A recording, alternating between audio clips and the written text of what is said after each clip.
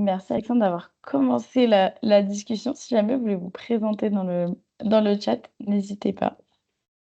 Et je pense qu'on va commencer, parce qu'on n'a que 2 heures.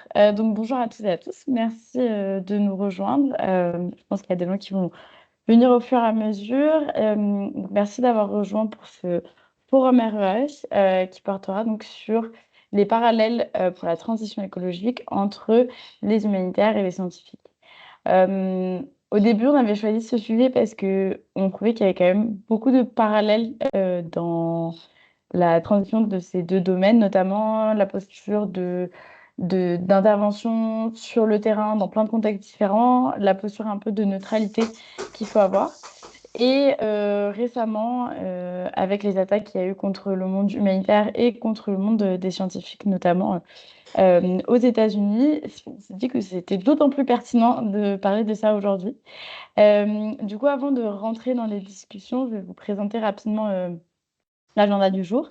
Donc, comme d'habitude, pendant le forum, donc on est là pendant 2 heures. On va commencer rapidement au début avec un petit update de ce qui s'est passé au REH dans les 3 derniers mois. Puis on aura une présentation de la part de Stéphanie Thiebaud qui viendra nous présenter les retours de la vie du comité éthique du CNRS. On aura ensuite une présentation, enfin un échange entre Nicolas Gratiot de l'IRD et Camille Théron de Handicap International pour voir un peu quels sont les parallèles plus concrètement dans la transition et du côté des scientifiques et du côté des humanitaires. Donc ça va être une discussion assez intéressante. Et on va finir un peu avec on a appelé ça humanitaire en rébellion, point d'interrogation. Mais on aura le retour de Aude Carréric, qui est une ancienne humanitaire, qui est maintenant climatologue et qui est aussi membre de Scientifiques en rébellion. Et donc, on aura une présentation, une discussion autour de ce sujet un peu plus. On, on va monter en intensité de discussion, on va dire. Et enfin, on finira avec, à la fin avec juste les perspectives à venir dans les travaux et les activités du REH. À tout moment, n'hésitez pas à mettre vos questions dans le chat, à vous présenter dans le chat ou à lever votre main. Donc, avant de passer aux présentations, juste un petit rappel de ce qui s'est passé au REH dans les 3 derniers mois. Donc, suite à la publication du rapport de suivi à année plus 4 de la déclaration d'engagement des organisations humanitaires pour le climat, on a tenu le 11 mars dernier un webinaire de présentation en anglais. Normalement, vous pouvez cliquer sur les liens, mais vous avez en bas de la slide le lien vers le rapport de déclaration et en haut vers ce webinaire. Donc, ce webinaire en anglais a permis non seulement de présenter les avancées des signataires, mais on a aussi eu toute une discussion sur les objectifs en eux-mêmes, en particulier l'objectif de réduction de moins 50% des émissions à 2030 et de parler un peu de justice, d'équité dans la définition de ces engagements. Donc, si c'est une discussion qui vous intéresse, je vous invite à aller voir sur le lien pour aller voir le rapport et le replay de cet événement. On a eu plein d'événements dans les 3 derniers mois, surtout au mois de mars. On était aussi présent au HNPW, donc le Humanitarian Network and Partnerships Week, se déroule tous les ans pendant 2 semaines et on a eu notamment 4 sessions. En fait, chaque groupe de travail du REH est venu présenter ses activités passées et ses perspectives pour l'année à venir. Et donc, vous pouvez retrouver sur le site du REH et dans les liens sur la slide, les comptes rendus en anglais et en français, les slides de présentation ainsi que les différents liens vers les différents replays. En particulier, si vous vous demandez ce que les groupes de travail font, les discussions qu'il y a au sein de ces différents groupes de travail, ou si vous souhaitez en rejoindre un, c'est une bonne façon de découvrir. Chaque session durer environ une petite heure, et donc ça peut être un moyen de découvrir ce que fait chaque groupe de travail. Et enfin, on devait avoir la réunion annuelle des directions générales du REH qui est du coup une réunion que l'on essaye d'organiser afin de réunir les différentes directions générales, mais de les mobiliser sur le sujet justement de la transition écologique. Donc, elle devait avoir lieu le 1er avril, c'est ce qu'on avait annoncé lors du dernier forum, mais elle a été reportée au mois d'octobre suite au bouleversement que traverse actuellement notre secteur. Et je l'ai mis en bas à droite de la slide, mais donc j'étais la coordinatrice du RH jusqu'ici. C'est mon dernier forum et ça sera Aline Hubert, qui était précédemment la coordinatrice du RH, qui va reprendre ce rôle. Et donc, pour contacter le RH, on change de coordinatrice, mais ça reste toujours le même email que vous avez sur la slide si jamais vous avez des questions. Je vois que tout le monde commence à se présenter dans le chat, donc c'est super. On a un peu une meilleure idée de qui est là avec nous aujourd'hui. Et maintenant, je vais passer la parole à Stéphanie Thiebaud pour la première session de présentation, pour avoir le retour sur le comité d'éthique du CNRS. Et comme je l'ai dit, si vous avez des questions, vous pouvez soit mettre dans le chat, soit lever votre main pour poser votre question à la fin de la présentation de Stéphanie Thiebaud. Et je te passe la parole. Eh bien, bonjour et merci beaucoup. Merci de cette invitation.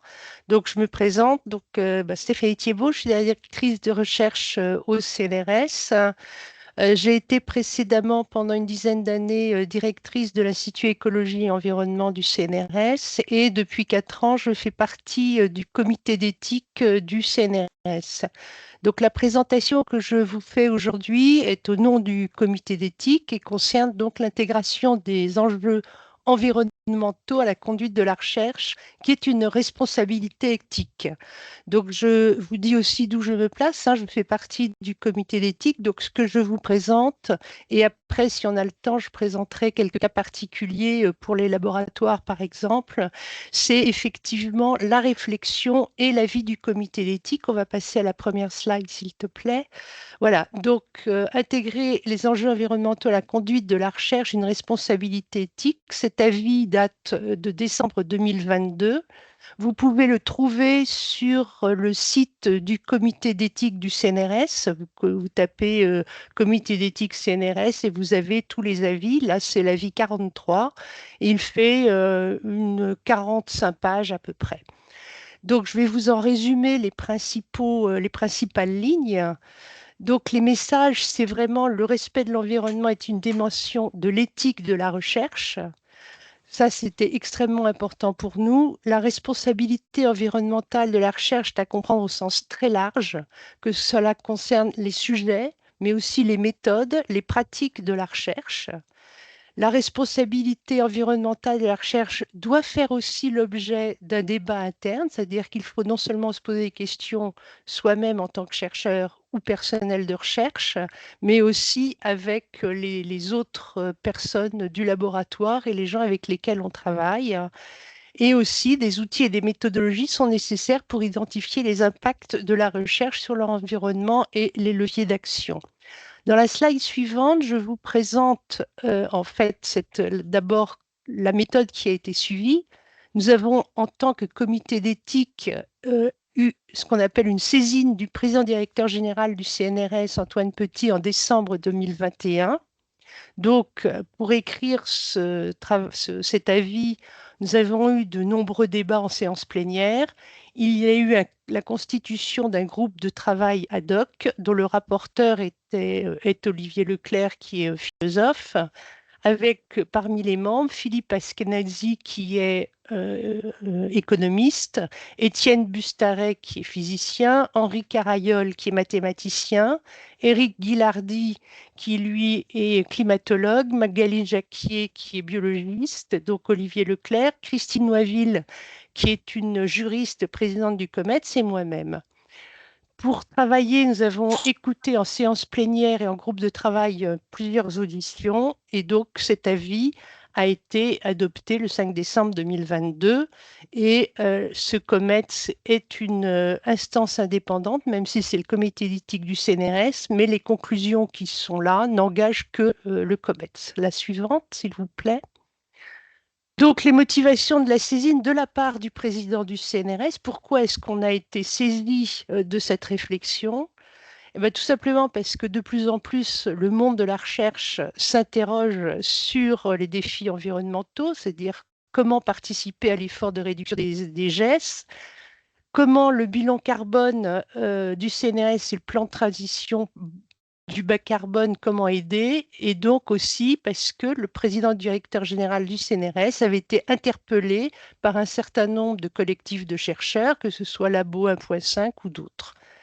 Bien entendu, au cours des réunions, il y a eu de nombreuses divergences qui se sont exprimées sur la responsabilité environnementale, produire et est-ce que c'est la discussion, c'est comment réduire l'empreinte environnementale, mais aussi produire des connaissances au meilleur niveau mondial et contribuer aux défis des sociétés. Donc, il y a eu des discussions assez hardes, hein. Est-ce qu'il faut arrêter certaines recherches? La quête de la connaissance est-elle une valeur supérieure par rapport aux dégâts que l'on peut faire sur l'environnement? Comment articuler concrètement des injonctions a priori contradictoires? Donc, on rentre dans des conflits de valeurs. Donc, il s'agit bien d'une discussion d'éthique. La suivante, s'il vous plaît. Donc, les messages du COMETS, ils sont relativement simples, hein. C'est que le respect de l'environnement doit d'abord et avant tout être une dimension de l'éthique de la recherche. C'est-à-dire que le monde de la recherche doit avoir la responsabilité de limiter les impacts environnementaux négatifs de ses activités. L'évolution, en effet, des valeurs de la société entraîne une prise en considération de ces valeurs dans la conduite de la recherche. Et l'on peut faire aujourd'hui un parallèle, par exemple, avec l'éthique animale qui est vraiment en discussion aussi, c'est-à-dire, par exemple, comment les nouveaux rapports de la société aux animaux obligent à limiter aujourd'hui l'utilisation de plus en plus d'animaux à des fins d'expérimentation, et cela au cas de stricte nécessité.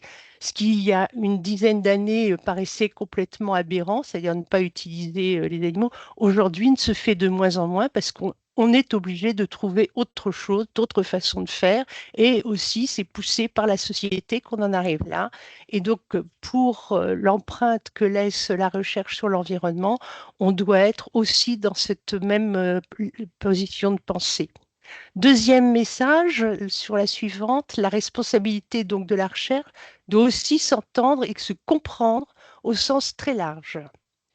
Et pour cela, le comité d'éthique considère qu'il faut prendre en compte les pratiques de la recherche au quotidien, que ce soit dans les achats, dans les déplacements, dans l'utilisation du numérique, dans les locaux dans lesquels on fait cette recherche.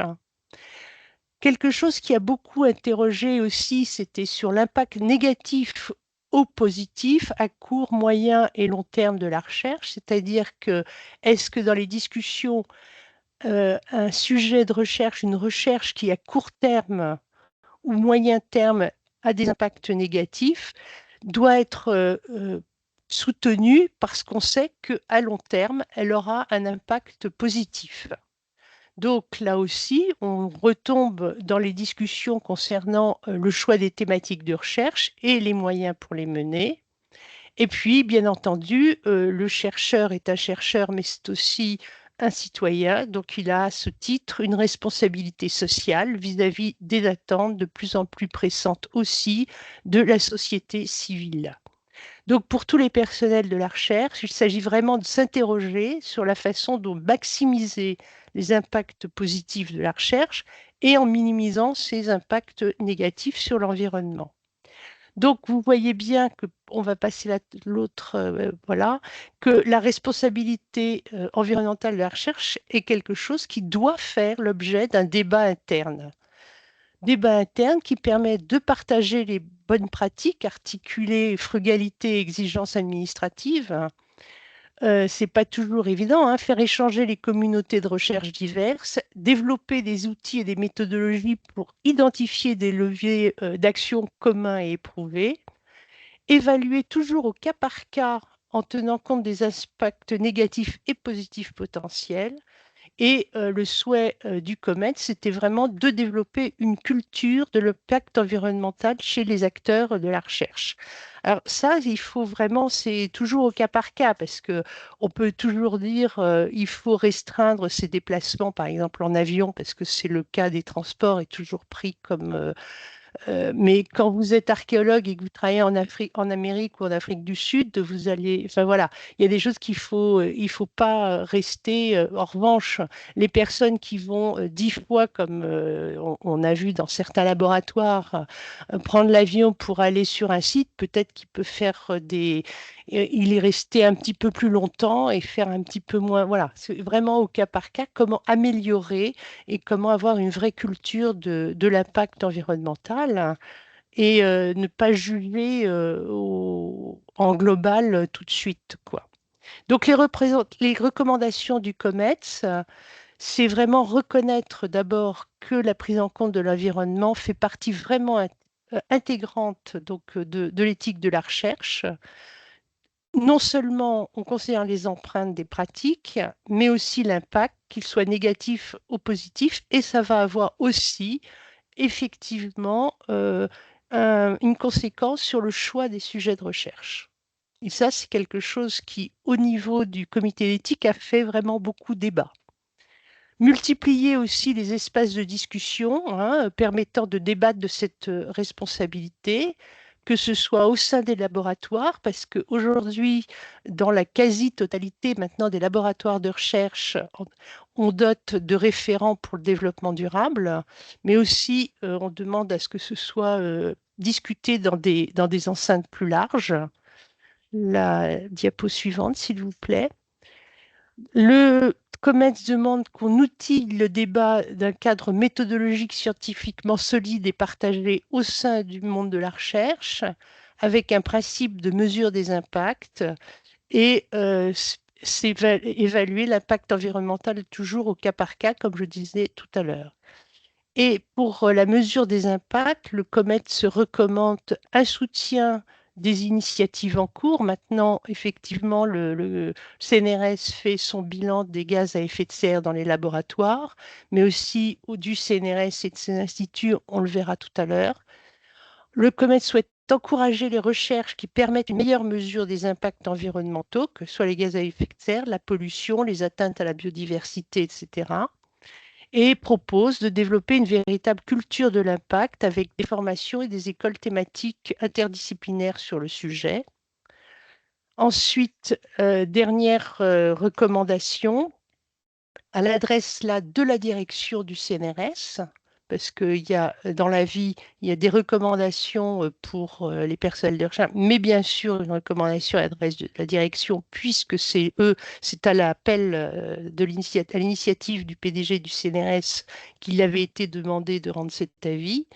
Donc on demande de renforcer les moyens mis en œuvre pour évaluer l'impact sur l'environnement, constituer une base de données ouverte des solutions innovantes émanant des laboratoires, d'encourager les services de formation à sensibiliser les personnels à la dimension environnementale de l'éthique de la recherche, permettre aux personnels de recherche, quel que soit leur statut, de consacrer du temps à l'intégration des enjeux environnementaux dans la recherche, accompagner donc les personnels de recherche qui le désirent de réorienter leurs activités s'ils le souhaitent afin de contribuer à une meilleure préservation de l'environnement et enfin de favoriser les actions de nature à informer les débats et à stimuler les actions en faveur de l'environnement auprès des décideurs, qu'ils soient publics ou privés.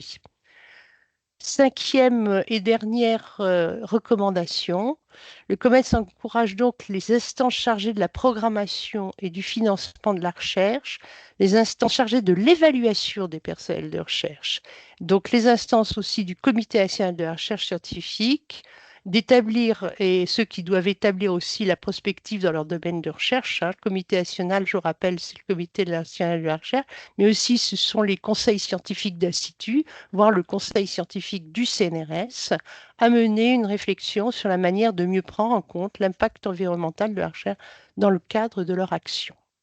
Voilà pour cette première partie qui concerne donc les recommandations du COMETS.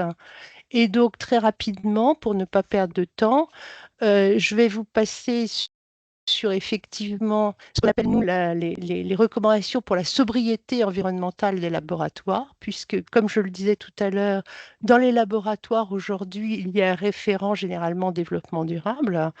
Donc, c'est la sobriété environnementale, elle a été introduite par la loi de transition énergétique pour la croissance verte, la stratégie nationale bas carbone de 2022, qui est la feuille de route de la France pour lutter contre le changement climatique.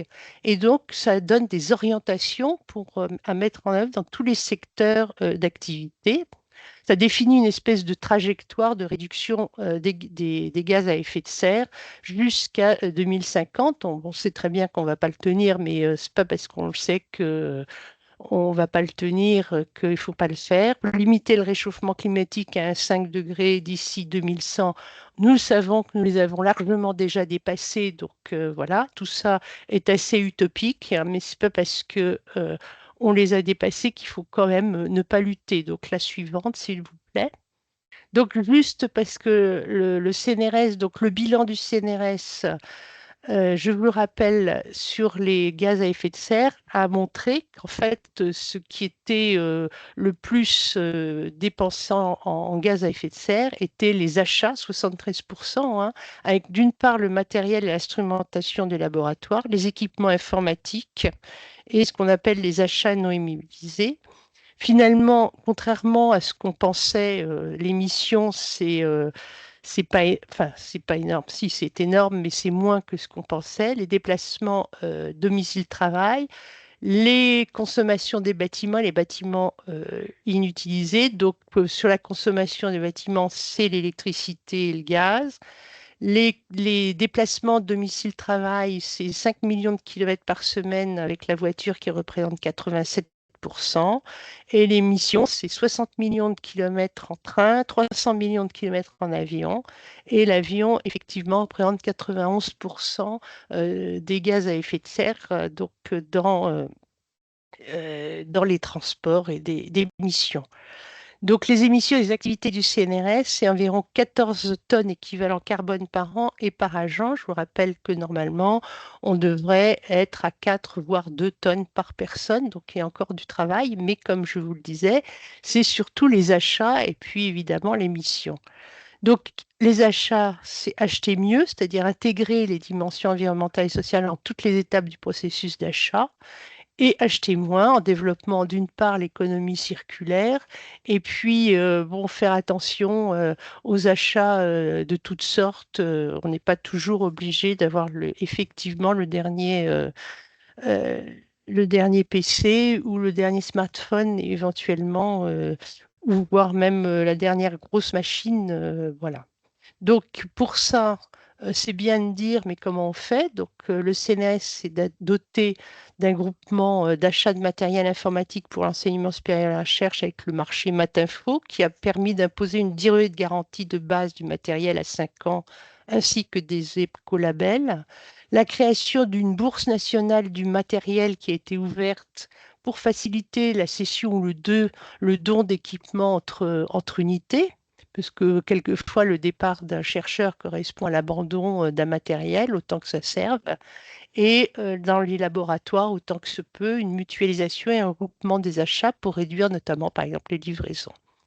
Ensuite, pour les transports, donc, les déplacements domicile-travail qui représentent 6%, donc 90% liés à la voiture, avec une forte variabilité sur les régions. On sait très bien que les gens qui habitent effectivement dans des lieux où on ne peut accéder qu'en voiture, il sera évident qu'on ne leur demandera pas de venir à vélo. En revanche, par exemple, tout ce qui concerne les transports sur Paris et la région parisienne, c'est effectivement le CS fait attention à ce que ce soit à vélo, soit en transport en commun, avec des actions de covoiturage, de mobilité douce, du télétravail, des bornes de recharge pour les voitures électriques ou les vélos en libre service.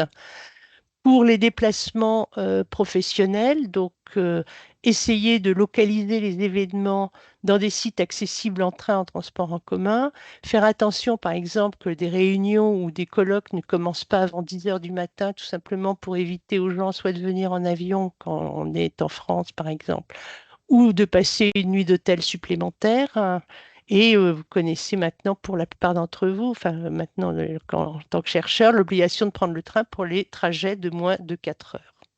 Voilà, donc on rappelle toujours qu'un aller-retour Paris-Montpellier, c'est 41 kilos de CO2 en train, 327 en avion et 395 en voiture.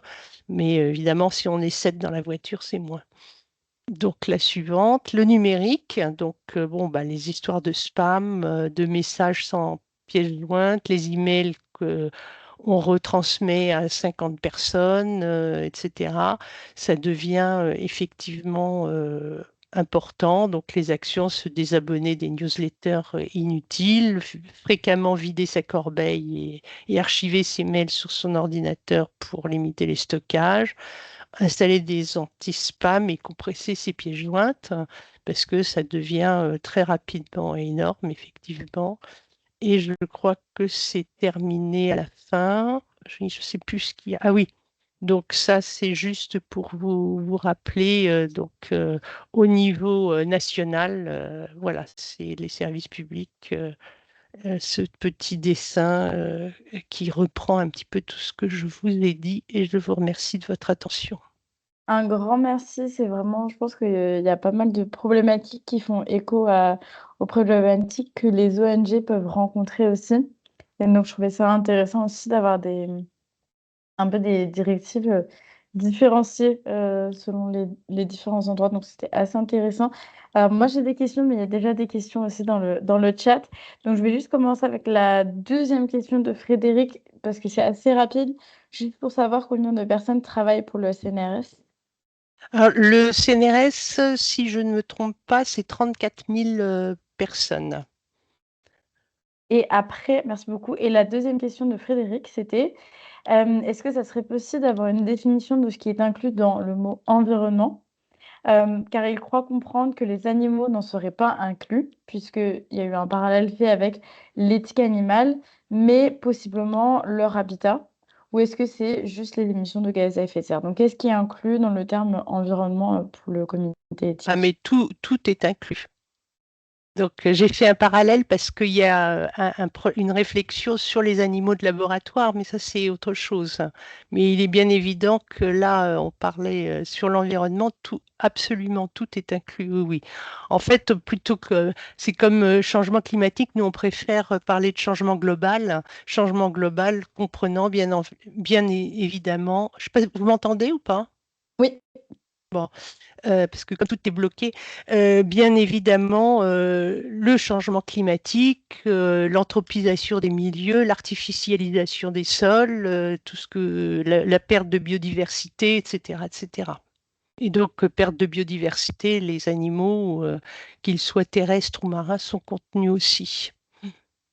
merci beaucoup et Frédéric remercie. Aline, je vois que tu as mis deux questions dans le chat. Est-ce que tu veux les dire à l'oral ou je peux les lire? Bah, du coup, j'ouvre mon micro et je prends la parole. Ma première question, c'était est-ce que le COMETS a fait des recommandations éthiques sur les financements privés de la recherche de la part d'entreprises qu'on pourrait considérer comme nocifs pour l'environnement? Alors, vous m'entendez? Parce que tout est bloqué là. En effet, la vidéo Allô? est bloquée, mais le son, il n'y a pas de problème. Mais je ne sais pas si vous nous entendez.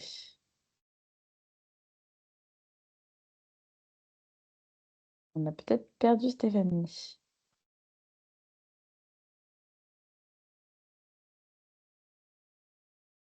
Je pense qu'on a perdu Stéphanie.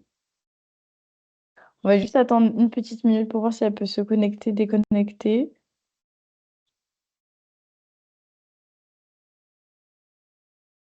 Mais du coup, il peut y avoir d'autres réactions au-delà Voilà. de cette question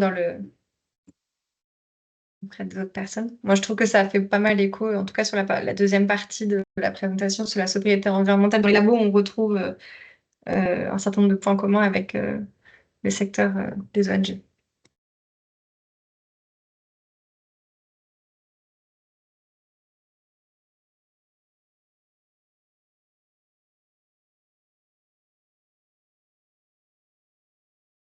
Ouais, elle a quitté. Je vais juste attendre pour voir si elle peut se reconnecter.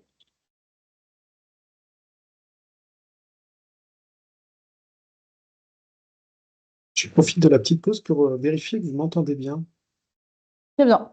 Ah, super, merci. Et ça tombe bien parce que sinon, on va vous passer la main. Donc,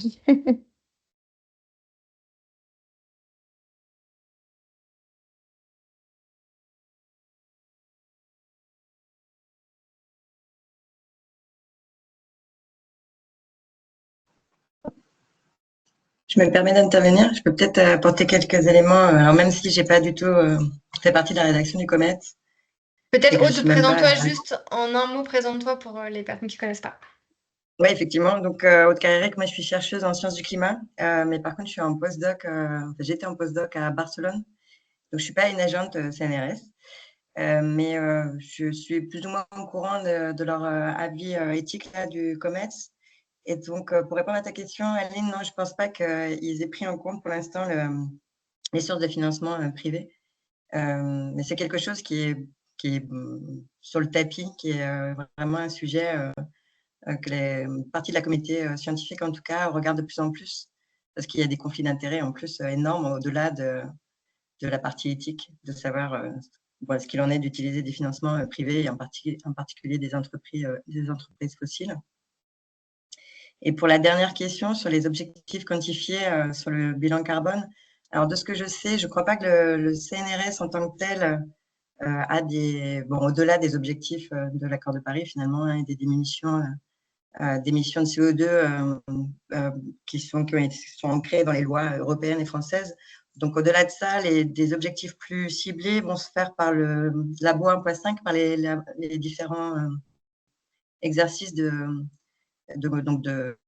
comptage des émissions de CO2 par labo.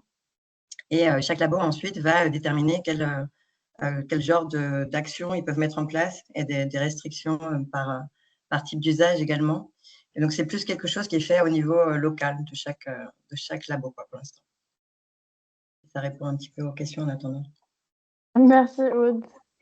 Je pense que Stéphanie a un vrai problème, donc je pense qu'on va passer à la prochaine présentation. Mais si vous avez des questions, du coup, j'inviterai Stéphanie à y répondre dans le chat. Personnellement, je vais y mettre une question.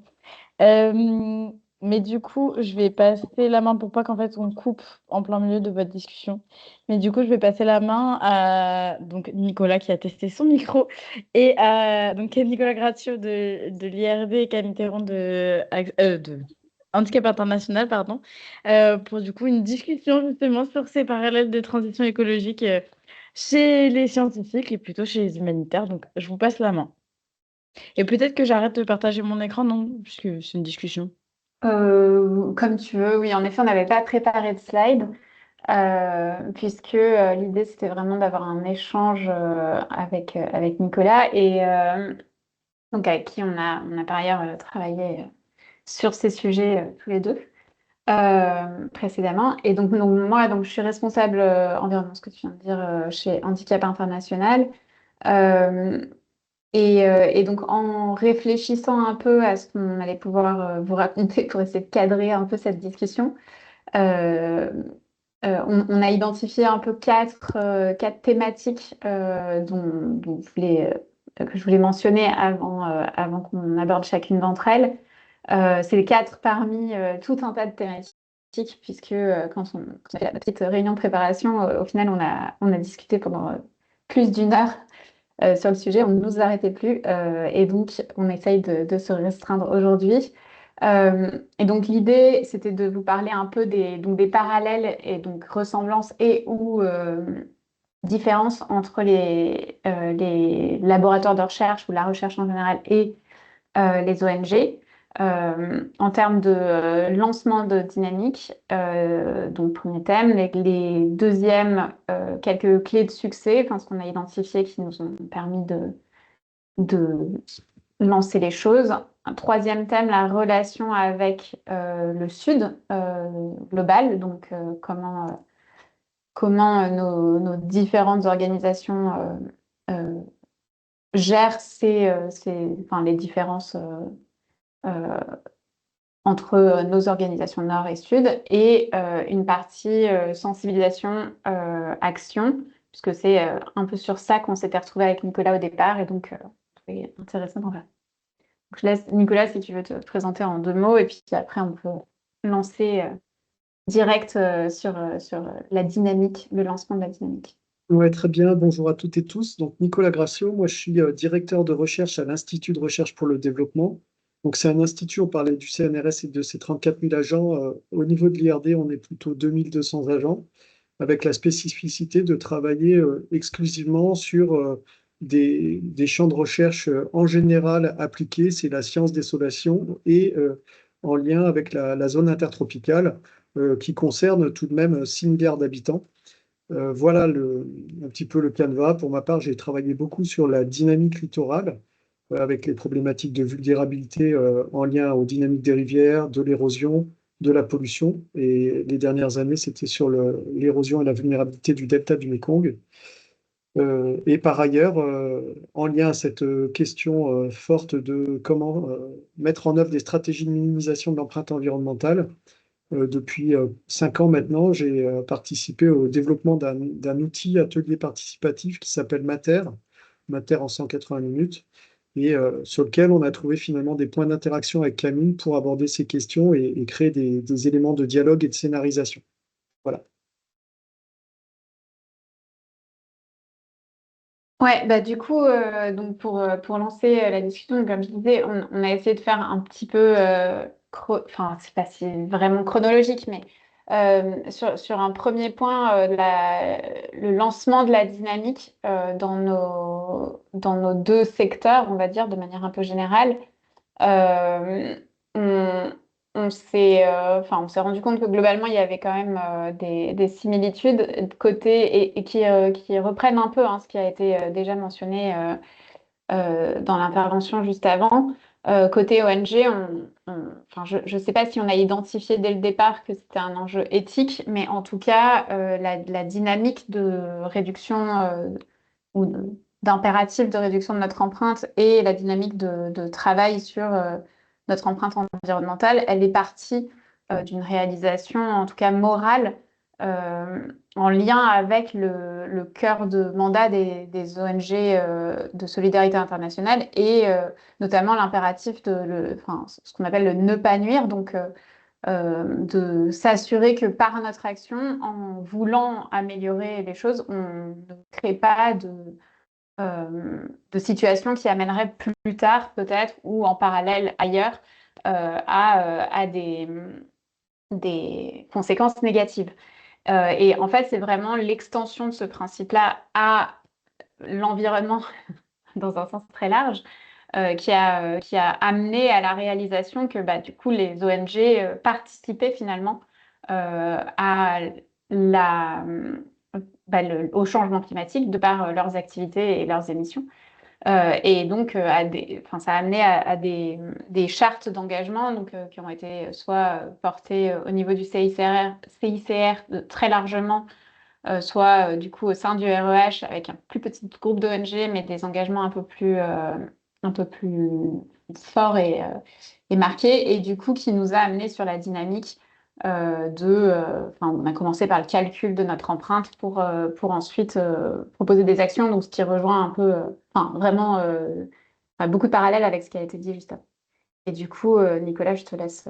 Bah, nous, du coup, alors c'est vrai qu'il y a une émulation collective qui a émergé en 2019-2020 avec la mise en place d'abord sur une base assez spontanée du collectif Labo 1.5. Et puis, si on regarde dans le rétroviseur maintenant, c'est un collectif qui a vraiment obtenu une visibilité dans l'environnement de la recherche et de la politique de la recherche en France. Stéphane Thibault en a parlé. Au niveau des laboratoires, donc ça s'est beaucoup inscrit. Dans notre laboratoire, à l'Institut des géosciences de l'environnement à Grenoble, le ne pas nuire, ça s'est traduit pour nous par euh, essayer, dans la mesure où on participe aux rédactions des rapports du GIEC, de l'IPBES, etc., en fait, d'expérimenter des voies de réduction en accord avec les préconisations qui émanaient de ces rapports. Donc, juste pour compléter, je peux vous mettre un petit lien vers un manifeste. En fait, il y a des laboratoires qui ont fait des chartes. Nous, on avait fait un manifeste que je viens de vous glisser et qui donne un petit peu la teneur des discussions qui avaient eu lieu en 2019 et qu'on a fait, ça c'est un point important, qu'on a fait agréer par le conseil de laboratoire à l'unanimité en 2019 ou 2020. Et du coup, sur les clés du succès, tu peux enchaîner. Qu'est-ce qui a fait que ça a marché, cette dynamique? Alors, sur les clés du succès, je vais reprendre des petites notes qu'on s'est partagées. Euh, alors, il y a plusieurs éléments qui sont importants, hein. Peut-être pour le recontextualiser, au sein de la Bois 1.5, il y a une étude qui a démarré à cette période, en 2020-2021, c'est un groupe de travail qui s'appelle Laboratoire en transition, et qui a regroupé une vingtaine de laboratoires au niveau national de différentes disciplines et qui ont essayé de tracer un petit peu les étapes et les jalons pour arriver à avancer dans cette démarche de réduction. Et en l'occurrence, alors il y a des pistes assez différentes, hein.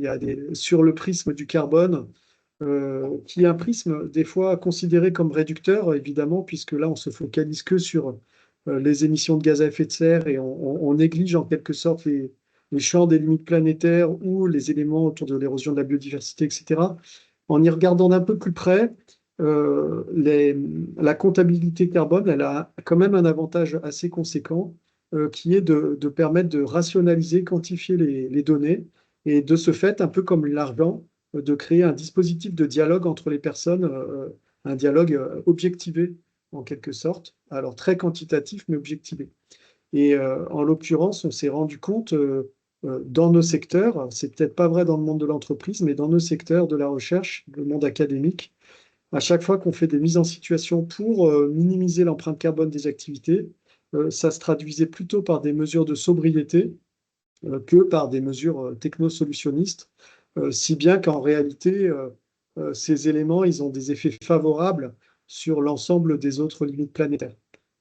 Donc ça, c'était une petite digression. Les points qui ont semblé essentiels, les clés de succès, il y a notamment le fait d'avoir une bonne articulation entre les personnes actives dans les laboratoires ou dans les différents cercles pour porter cette thématique, la faire vivre et créer des temps transversaux, et la manière dont les structures, donc les directions de laboratoire, pour ma part, je suis directeur adjoint du laboratoire, euh, dont les directions s'impliquent ou en tous les cas cautionnent les démarches réalisées. Et ça, c'est vraiment très important parce que si vous avez une démarche qui se met enfin, une démarche exprimée et à haut potentiel de transformation, mais qui s'exprime que dans un petit cercle, sans dialogue avec soit les tutelles, soit les directions des structures, en réalité, ça va créer de la frustration pour les gens qui portent ces idées, parce qu'elles ont des idées merveilleuses, mais elles n'arrivent pas à les voir advenir, elles tombent face à un mur ou un plafond de verre, comme on veut. Et à l'inverse, si vous avez une direction qui se voudrait très engageante, mais qui n'est pas en interaction avec les personnels qui constituent son groupe, eh bien, on se heurte à des questions de perception top-down, de manque d'acceptabilité, et puis de manque de connaissance aussi des possibilités immédiates de terrain pour réaliser des premiers pas. Donc, c'est vrai que dans le retour d'expérience sur cette expérimentation en long cours, on voit que c'est un élément phare en général de pouvoir assurer ce lien, ce dialogue entre les directions d'établissement et les personnels qui s'impliquent. Ouais, et ça c'était quelque chose qu'on a du coup identifié comme un parallèle hyper intéressant. Parce qu'en tout cas, alors là, je parle peut-être moins pour toutes les ONG et plus pour HI spécifiquement. Je ne sais pas comment ça s'est passé partout ailleurs, mais en tout cas, nous, on a vraiment vu Bon, il y a bien sûr l'importance de l'implication de la direction au niveau de l'ONG en général, enfin, notamment parce que dans les ONG, on avait quand même un problème de disponibilité de compétences sur le sujet au départ, au lancement de la démarche, et qu'en général, au moins au niveau des sièges centraux, la mobilisation ou en tout cas l'implication des directions sur le sujet permet plus facilement d'obtenir des postes et des compétences. Donc moi, par exemple, mon poste a été créé en 2022 et forcément, le fait d'avoir une personne dédiée dans l'organisation, ça aide ensuite à maintenir et à accompagner la dynamique. Mais c'est vraiment une histoire de maintenir et accompagner la dynamique qui finalement existe déjà. Et du coup, chez HI, on avait vraiment un peu le même principe que ce soit au niveau de notre siège à Lyon, mais aussi au niveau de nos bureaux terrain, où on avait des green teams qui s'étaient mises en place et qui étaient globalement, assez généralement, juste des employés motivés par la démarche et qui s'auto-organisaient, donc sans particulièrement de temps de travail dédié ni rien, mais pour lancer des dynamiques, pour lancer notamment enfin, des activités de la sensibilisation au sein des bureaux. Et en fait, moi, avec les 3 ans de recul sur l'accompagnement de la démarche au niveau central, on voit bien que les pays où on a lancé on a tenté on avait une direction motivée, mais pas de green team implanté au sein de nos employés. Et les pays où on n'avait que la green team et pas vraiment de support de la direction, ben on progressait et on fait des actions euh, moins efficaces, voire voire pas du tout d'action par rapport aux pays où on avait à la fois une direction motivée et des employés qui s'étaient autosaisis et où là, du coup, ça fait une mayonnaise qui prend et qui réussit à vraiment mettre en place des actions qui sont euh, plus adaptées à la réalité, donc, comme disait Nicolas, en fait, de ce qui est possible de faire dans le pays, mais aussi qui arrivent à emmener les employés avec. Et du coup, peut-être en transition, je fais ma propre transition sur cette dynamique qu'on a, donc nous au sein des ONG, on avait cette question d'une réflexion qui s'était menée au niveau global, d'objectifs qu'on s'est donnés au niveau global et qui engagent toute notre organisation, mais qui ensuite doivent être euh, déployés sur notre siège, mais aussi sur des terrains, enfin des bureaux qui sont évidemment implantés dans des pays qui sont beaucoup moins émetteurs, où les populations locales ont des empreintes moyennes par habitant qui sont parfois autour, voire en dessous des 2 tonnes par habitant qu'on vise dans les accords, enfin, quand on parle de chiffres comme ça un peu généraux, et où du coup le lien la manière de transmettre et de décliner nos objectifs globaux dans nos terrains d'intervention a quand même posé question. Donc chez Hachi, on avait choisi de mettre des objectifs différenciés, donc un objectif plus fort. Donc on avait un objectif de réduction de 50% à 2030 qui était général pour l'organisation et qu'on a séparé entre un objectif pour les sièges implantés dans les pays du Nord, donc qui était à 61%, et un objectif pour les terrains, donc qui était ce qu'il fallait faire, ce qui restait une fois que les sièges avaient fait cet effort supplémentaire, donc c'était 47%, parce que forcément on a beaucoup plus de terrain, donc c'était plus symbolique qu'autre chose en termes de répartition des efforts, mais c'était quelque chose qu'on avait cherché néanmoins à vraiment implanter dans notre politique et dans nos objectifs dès le départ. Et dans les discussions qu'on avait eues avec Nicolas, du coup, je te laisse la parole, mais c'était c'est une relation. Enfin, donc nous, il y a un peu une complexité de cette gestion-là et du traitement de ce sujet dans les ONG, puisque, enfin, en tout cas, on le gère pour l'instant en interne. Moi, enfin, Hachi, on ne travaille pas du tout, on n'impose pas du tout d'objectifs à nos partenaires locaux. Et donc, vraiment, on se parle de nos bureaux en interne. Donc, c'est nos structures, mais néanmoins implantées dans des pays du Nord, du Sud. Et du coup, ce qui était un peu différent par rapport à la gestion côté labo, en tout cas de ce que tu avais pu vivre, Nicolas. Ouais, alors ça, c'est le point 3. Juste avant de rebondir, donc le point 3, question de la relation avec les Suds. Simplement pour finaliser sur le point 2, il y a un petit élément que je voulais donner, c'est un peu des logiques de psychosociales. C'est la nécessité en fait de se sentir appartenant à un groupe. Donc l'importance des collectifs, alors des réseaux comme le réseau REH, le collectif Labo 1.5 qui a beaucoup contribué. Et puis en lien à ça aussi l'importance d'être dans ce qu'on appelle une démarche intégrée, c'est-à-dire une démarche au sein de laquelle toutes les parties prenantes peuvent proposer des idées, mais savent qu'en réalité, il y a les bons acteurs autour de la table pour après transformer ces idées en action. Et en ce moment, on est en train de travailler avec Sciences Po Grenoble sur un plan d'action pour l'évolution de Sciences Po Grenoble qui intègre les élèves, auprès desquels on les forme à des ateliers d'idéation, et ils déploient ces ateliers d'idéation au sein de la structure qui elle-même en retire des conséquences sur la réalisation de la feuille de route environnementale. Du coup, alors c'est vrai que sur la question, pour fermer la parenthèse et revenir sur la question spécifique des relations avec les Suds, je trouve qu'elle est assez vertigineuse et peut-être qu'elle peut faire l'objet des échanges par la suite. Pour ma part, ça fait 25 ans que je travaille dans la recherche avec les pays de la zone intertropicale. Et en général, avec les euros, il y a bien sûr des dissymétries, mais au sein de nos projets, on arrive à trouver des modes de mutualisation et des modes d'action qui, peu ou prou, sont gagnant-gagnant. Et là, je dirais que pour la première fois, en fait, on est dans une situation de dissymétrie qui est pas si simple à gérer, puisque d'une part, les pays du Nord, nous, sommes les plus gros émetteurs. Donc, logiquement, soit par des injonctions ministérielles ou du simple bon sens via l'accord de Paris ou d'autres accords, la nécessité de réduire notre empreinte carbone et environnementale par extension.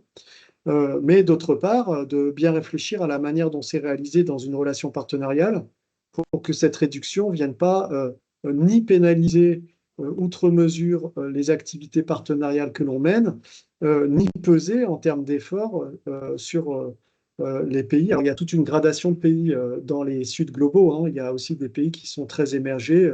J'ai des collègues, notamment au Vietnam, qui peuvent prendre l'avion plusieurs fois par an, acheter beaucoup d'appareils. Donc, c'est vraiment... il n'y a pas les Nord et le Sud d'un côté, il y a vraiment une mosaïque de situations. Donc, il faut éviter aussi la stigmatisation nord versus Sud. Mais en tous les cas, typiquement, sur les ateliers dont je vous parlais, les ateliers Mater, quand on a essayé de reproduire par les partenaires Sud la vision des empreintes carbone des projets communs Nord-Sud sur des questions d'hydrométéorologie et de crues en Amérique latine et du Sud. Et en réalité, les partenaires étaient très intéressés à la construction de cette dynamique, mais au moment de créer des champs de négociation, donc d'utiliser ces espaces de délibération pour voir comment réduire l'empreinte environnementale, là, ils se sentent plus concernés par la question. C'est une question secondaire, déplacée, voire cynique, perçue comme cynique. Et du coup, c'est assez compliqué parce que soit on décide tout seul dans les pays nord sur les voies de réduction qu'on fait, et de fait, ce ne sera pas agile, ce ne sera pas adapté, soit on arrive à trouver des espaces de dialogue qui permettent de vraiment trouver en fait, un peu le donut de Rowers, l'endroit où on maximise notre action partenariale tout en minimisant les effets négatifs, le ne pas nuire dont parlait Camille. Ouais, et du coup, tu as mentionné l'outil Mater, et je vois l'heure qui tourne, mais du coup, c'était un outil qui a été donc créé au sein du CNRS, et en tout cas, tu en parlerais mieux que moi, mais du coup, sur lequel on a travaillé ensemble et qui permettait de projeter d'une certaine manière l'empreinte d'un labo ou l'empreinte, dans mon cas, d'une mission, d'un pays d'intervention sur un jeu de rôle, en fait, avec un nombre restreint de personnages, et du coup de faire participer, de faire jouer, en fait, des personnes mais sur une base extrêmement ancrée dans la réalité.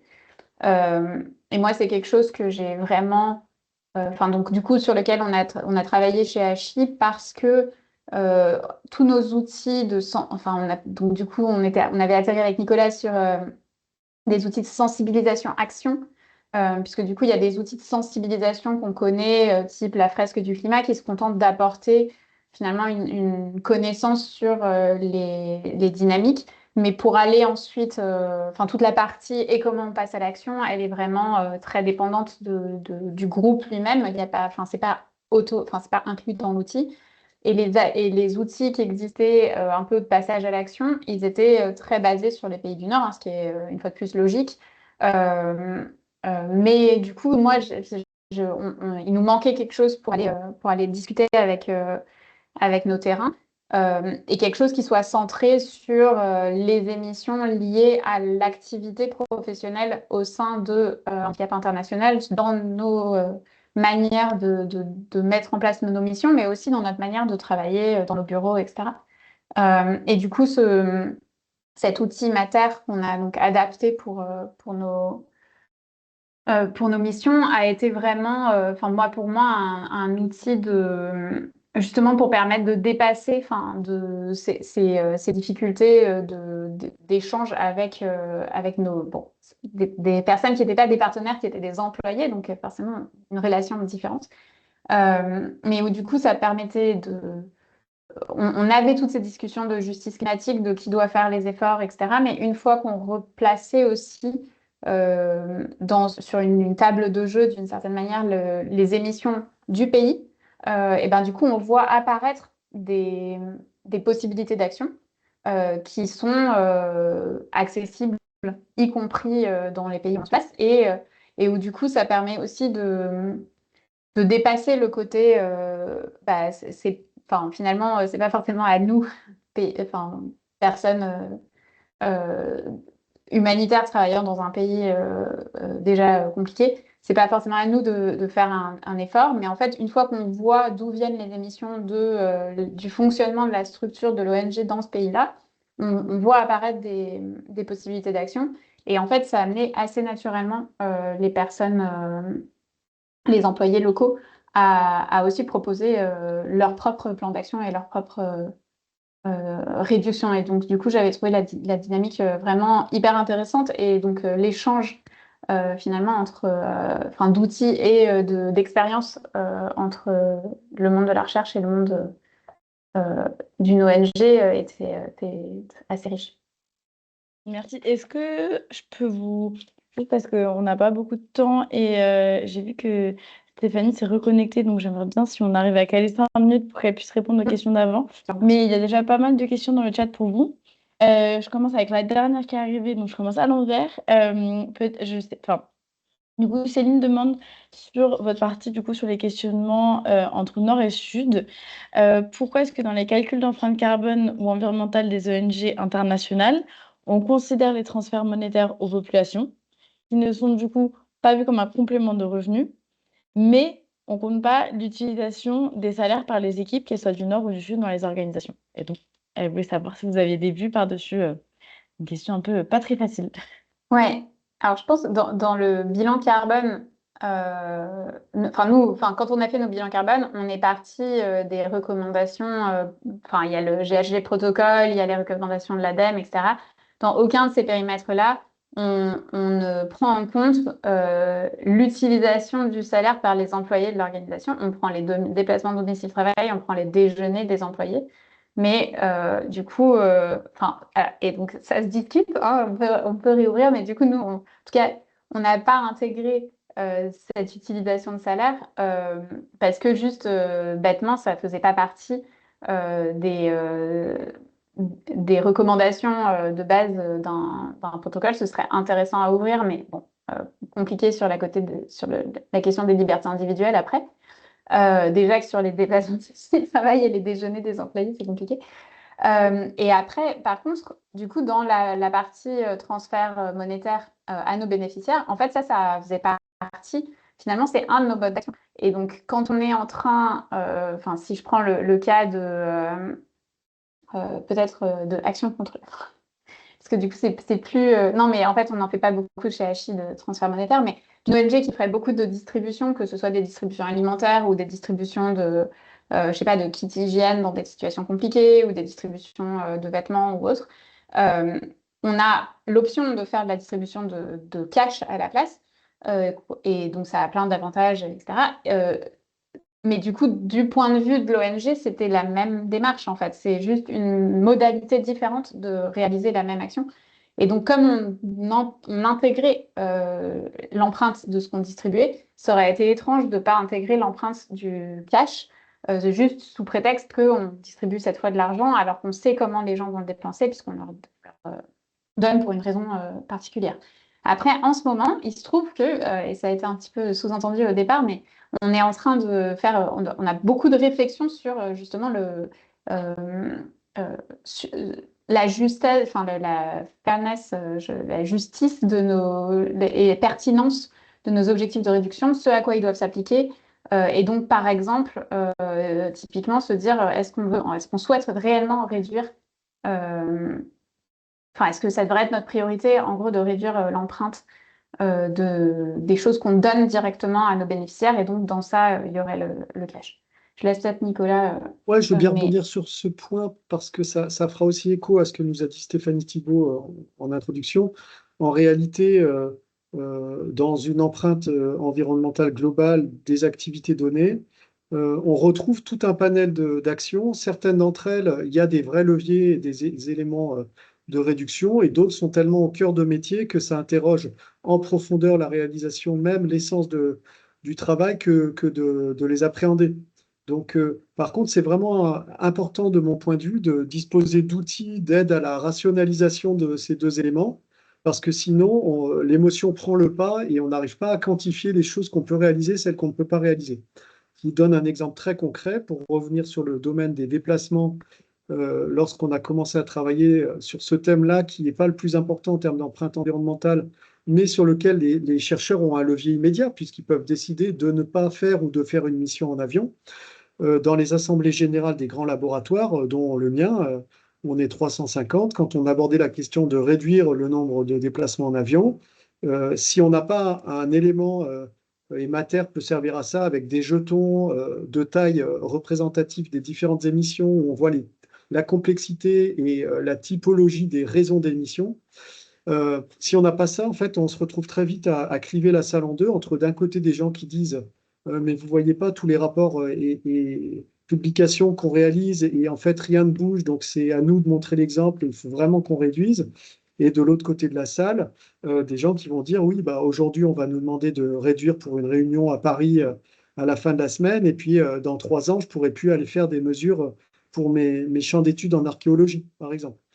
Et du coup, cette stigmatisation, elle est pas très féconde en réalité, parce que elle met les gens dans une situation émotionnelle qui n'est pas propice à la création de bonnes idées rationnelles, en visualisant poste après poste les endroits où on a des marges de manœuvre. Et en réalité, quand on a déployé les dispositifs Mater, à chaque fois, c'est basé sur une logique de jeu sérieux où on s'immerge dans une équipe virtuelle, que ce soit de recherche ou une équipe de solidarité internationale, avec l'objectif de réduire de 50% les émissions déclarées sur la table. Et en réalité, on atteint cet objectif, où on s'en rapproche, 40-50%. C'est-à-dire qu'il y a bien un ensemble de leviers à portée de main, à partir desquels on peut vraiment créer des imaginaires productifs qui permettent de l'atteindre, sans bouleverser totalement la manière dont on réalise nos métiers ou dont on perçoit les points essentiels. Alors après, pour une question qui a été soulignée sur la convention IRD, donc j'ai eu la chance d'y prendre part à la fois en tant qu'expert sur le thème repenser nos métiers, puis sur à la fin des éléments d'accompagnement autour des dispositifs d'aide à la transition.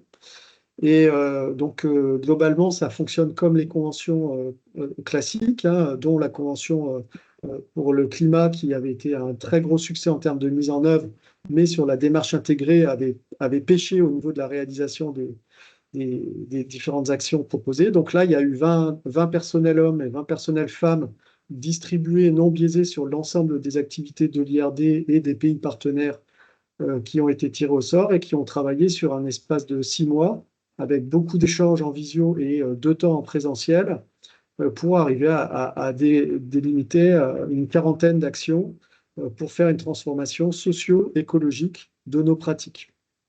Donc ça a été un temps très enrichissant. Évidemment, c'est un socle extrêmement puissant en termes d'acceptabilité et de mise en mouvement d'une communauté donnée. Les petits points de vigilance à avoir sur ce genre de dispositif, c'est le coût humain, puisque là, on mobilise des gens pendant longtemps. Alors, c'est pas tant longtemps. Toutes les pratiques en psychosocial montrent que si on veut faire une transformation des pratiques, il faut bien l'inscrire dans le temps long. Mais par contre, on peut pincer des événements courts, distribués sur plusieurs années, ce sera plus profitable qu'un seul événement fort à un temps donné. Ça, c'est un point important. Là, long, parce que ça a mobilisé en nombre d'heures les agents de manière assez conséquente. Et puis, bon an, mal an, sur l'ensemble des postes financiers, ça représente plusieurs dizaines de milliers d'euros pour mettre en œuvre ces pratiques. Et pour l'avoir vécu de l'intérieur à la fin, j'ai trouvé des points de résonance et de concordance avec les ateliers Mater, qui sont des dispositifs beaucoup plus légers en mise en œuvre et en coût. Hein, finalement, avec Camille, on n'a pas échangé beaucoup d'euros pour partager ces expertises. C'est plutôt du temps de personnes dédiées dans les structures de transition au sein des différents groupes qui créent des équipes virtuelles qui collent bien au cœur de métier. Et en vrai, on retrouve ces dynamiques de complexité de l'information, des inégalités de distribution de l'empreinte, de la nécessité d'un arbitrage collectif, et puis après de la création d'alternatives sonnantes et trébuchantes à partir desquelles on peut définir un plan d'action solide sur le plan financier, administratif, juridique et d'acceptabilité sociale au sein de la structure.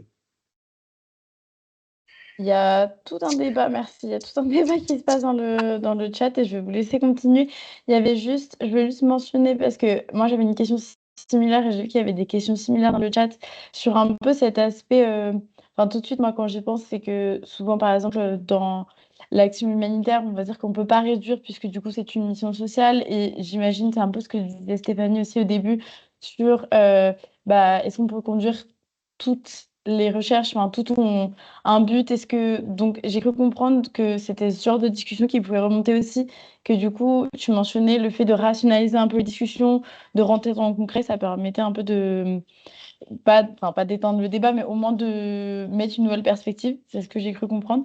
Et juste, j'avais une dernière question, si vous pouvez essayer d'y répondre assez rapidement, si vous pouvez y répondre, juste parce que je l'ai dit en introduction, et peut-être que vous n'avez pas les éléments, mais au vu des attaques qu'il y a actuellement et vers le secteur humanitaire et vers le secteur de la recherche, et d'autant plus tout ce qui concerne le climat, est-ce que, enfin, pas un peu comme on dit, imaginez votre futur, parce que j'imagine que c'est pas assez mûr actuellement comme réflexion, mais est-ce qu'il y a un peu un update actuel de là, on est en avril 2025 et il y a un peu un bouleversement qui se passe. Est-ce qu'il y a quelque chose que vous voulez partager sur ce sujet-là?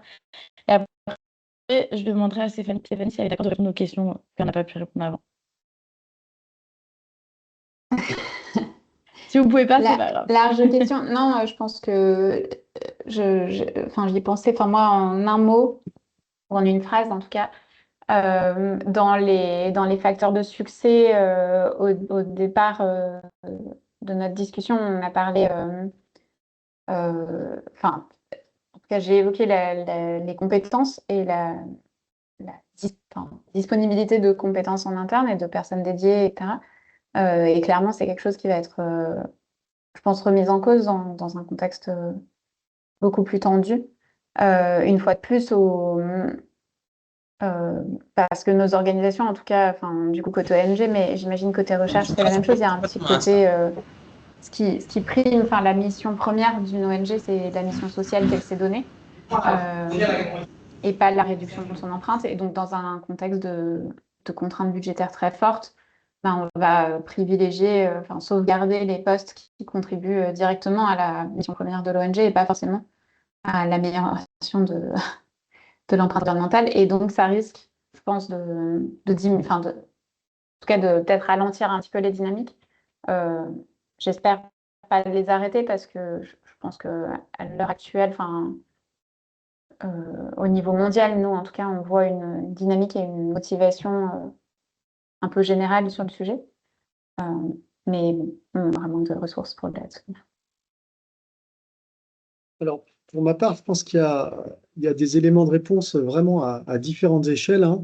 Je pense qu'on a tous été dans une étape de sidération et qui est en train de passer et on rentre dans les champs d'organisation d'éléments de prise en compte du nouveau espace géopolitique. Alors, je vous ai glissé dans la discussion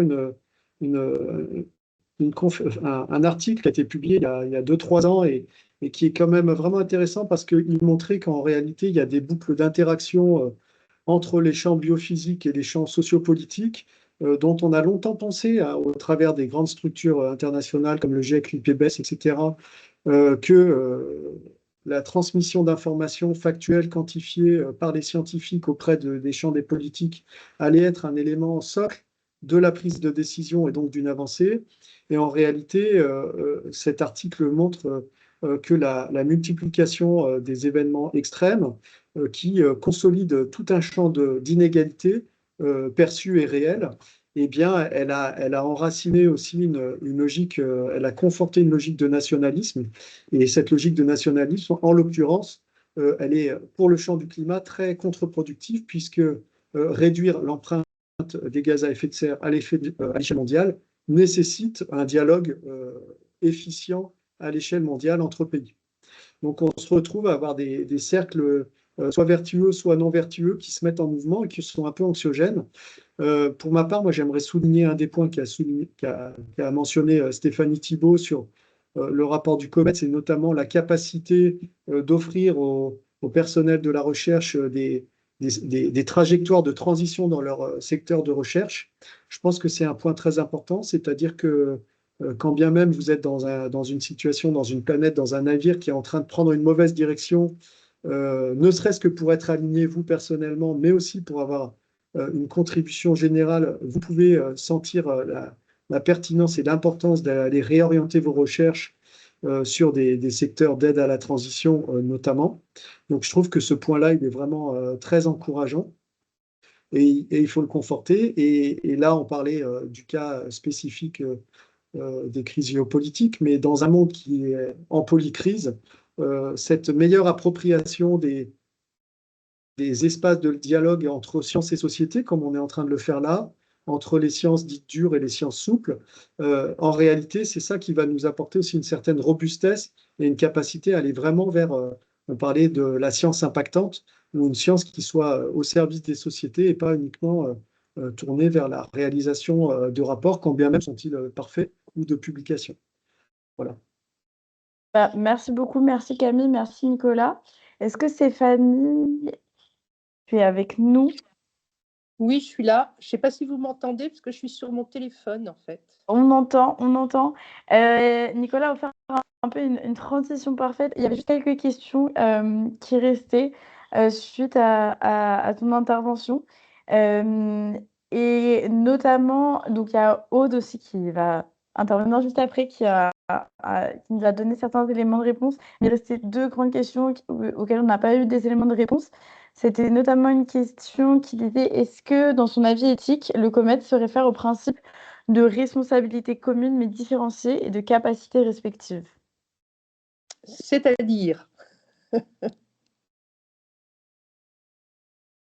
Oui, peut-être juste pour préciser, merci. Il s'agit d'un principe de l'article 3 de la Convention 4 des Nations Unies sur le changement climatique et du coup sur lequel nous, au REH, on s'est un peu penché ces derniers temps. Et donc, il s'agit du principe de responsabilité commune mais différenciée et de capacités respectives qui se rapporte à l'idée qu'on n'a pas tous les mêmes responsabilités historiques dans les changements climatiques en cours et qu'on n'a pas tous les mêmes capacités d'y répondre, que ce soit pour de l'atténuation, de l'adaptation ou des pertes de dommages. alors, déjà là, nous, on ne parle pas du changement climatique, hein, on parle sur l'environnement, dont le changement climatique, je le répète, parce que je pense que c'est très important, c'est-à-dire que le changement climatique n'est qu'une partie de l'environnement, comme je le disais tout à l'heure. Et bien entendu, cette prise de position, ce que vous dites est pris en compte, bien entendu. Et je voudrais revenir, par exemple, sur un autre avis du COMEX qui est en cours d'élaboration, par exemple, sur toutes les expériences de géo-ingénierie, justement par rapport à ce que disait Nicolas. Qui est-ce qui va faire de la géo-ingénierie? Est-ce qu'il faut en faire? Est-ce qu'il ne faut pas en faire? Est-ce que si on n'en fait pas, nous, les autres vont en faire, etc., etc. Donc ça, bien entendu, à chaque fois, ça doit être pris en compte. Et d'autre part, vous parliez aussi, quand tout a coupé, parce qu'en fait, mon ordinateur a explosé, je ne sais pas ce qui lui est arrivé, du public et de privé. Et je vais y répondre aussi parce que justement, on est en train de faire un avis sur le problème du financement public et du financement privé de la recherche. Parce que quelquefois, ça se passe très bien, mais on voit que alors quand on entend privé, c'est surtout les industriels, hein, on va pas se mentir entre nous, même si c'est enregistré, mais enfin bon, on sait très bien que Total, la BNP, etc., nous donnent pas de l'argent pour nos beaux yeux et pour se verdir et autres, et de voir comment on est tributaire, dans quelles limites on peut accepter ou pas, etc., ce qui n'est pas non plus simple comme discussion. Et en fait, dès qu'on touche à des choses comme le changement climatique, l'environnement, la biodiversité, le problème est toujours extrêmement difficile parce que, comme dit dans les discussions, il y en a toujours qui pensent qu'on va les empêcher de travailler, que ci, que ça, et ça revient très très vite. C'est-à-dire que le bien commun, ça n'existe pas en fait. C'est la tragédie des communs, c'est-à-dire que malheureusement, voilà. Mais c'est un problème. Je ne sais pas si j'ai répondu vraiment à votre question. Oui, je pense que ça fait une bonne transition pour la suite, mais juste si on avait, parce que moi je prendrais moins de temps, mais du coup, tu auras bien tes 30 minutes juste parce qu'il y avait une autre question. C'était la mienne, mais c'était juste parce que vous avez mentionné que vous faites des choix au cas par cas. Mais à la fois que vous essayez aussi d'outiller les labos, les chercheurs et les chercheuses pour la prise de décision, j'imagine que c'est pas facile, qu'il y a des arbitrages à faire et du coup, un peu, est-ce qu'il y a des recommandations sur ces choix? Alors le cas par cas, sur les choix, oui, c'est-à-dire c'est sur l'impact, déjà sur le temps. C'est-à-dire, encore une fois, je reviens sur le court, le moyen et le long terme. C'est-à-dire qu'effectivement, des choses qui peuvent être impactantes à court terme seront bien à long terme. Donc ça, il faut en discuter. Il faut pas laisser les gens seuls dans leur définition. C'est-à-dire qu'il faut vraiment parler parce que quelqu'un aura peut-être une solution au problème qui est exposé. Mais si on n'expose pas les problèmes, on n'aura pas de solution. Alors, c'est un peu une pirouette comme réponse, mais le cas par cas, c'est qu'effectivement, il faut en discuter et voir ensemble, jauger effectivement tout ce qui est apport positif et apport négatif. Et si le négatif est plus lourd que le positif, eh ben, il faut avoir la possibilité et savoir dire non.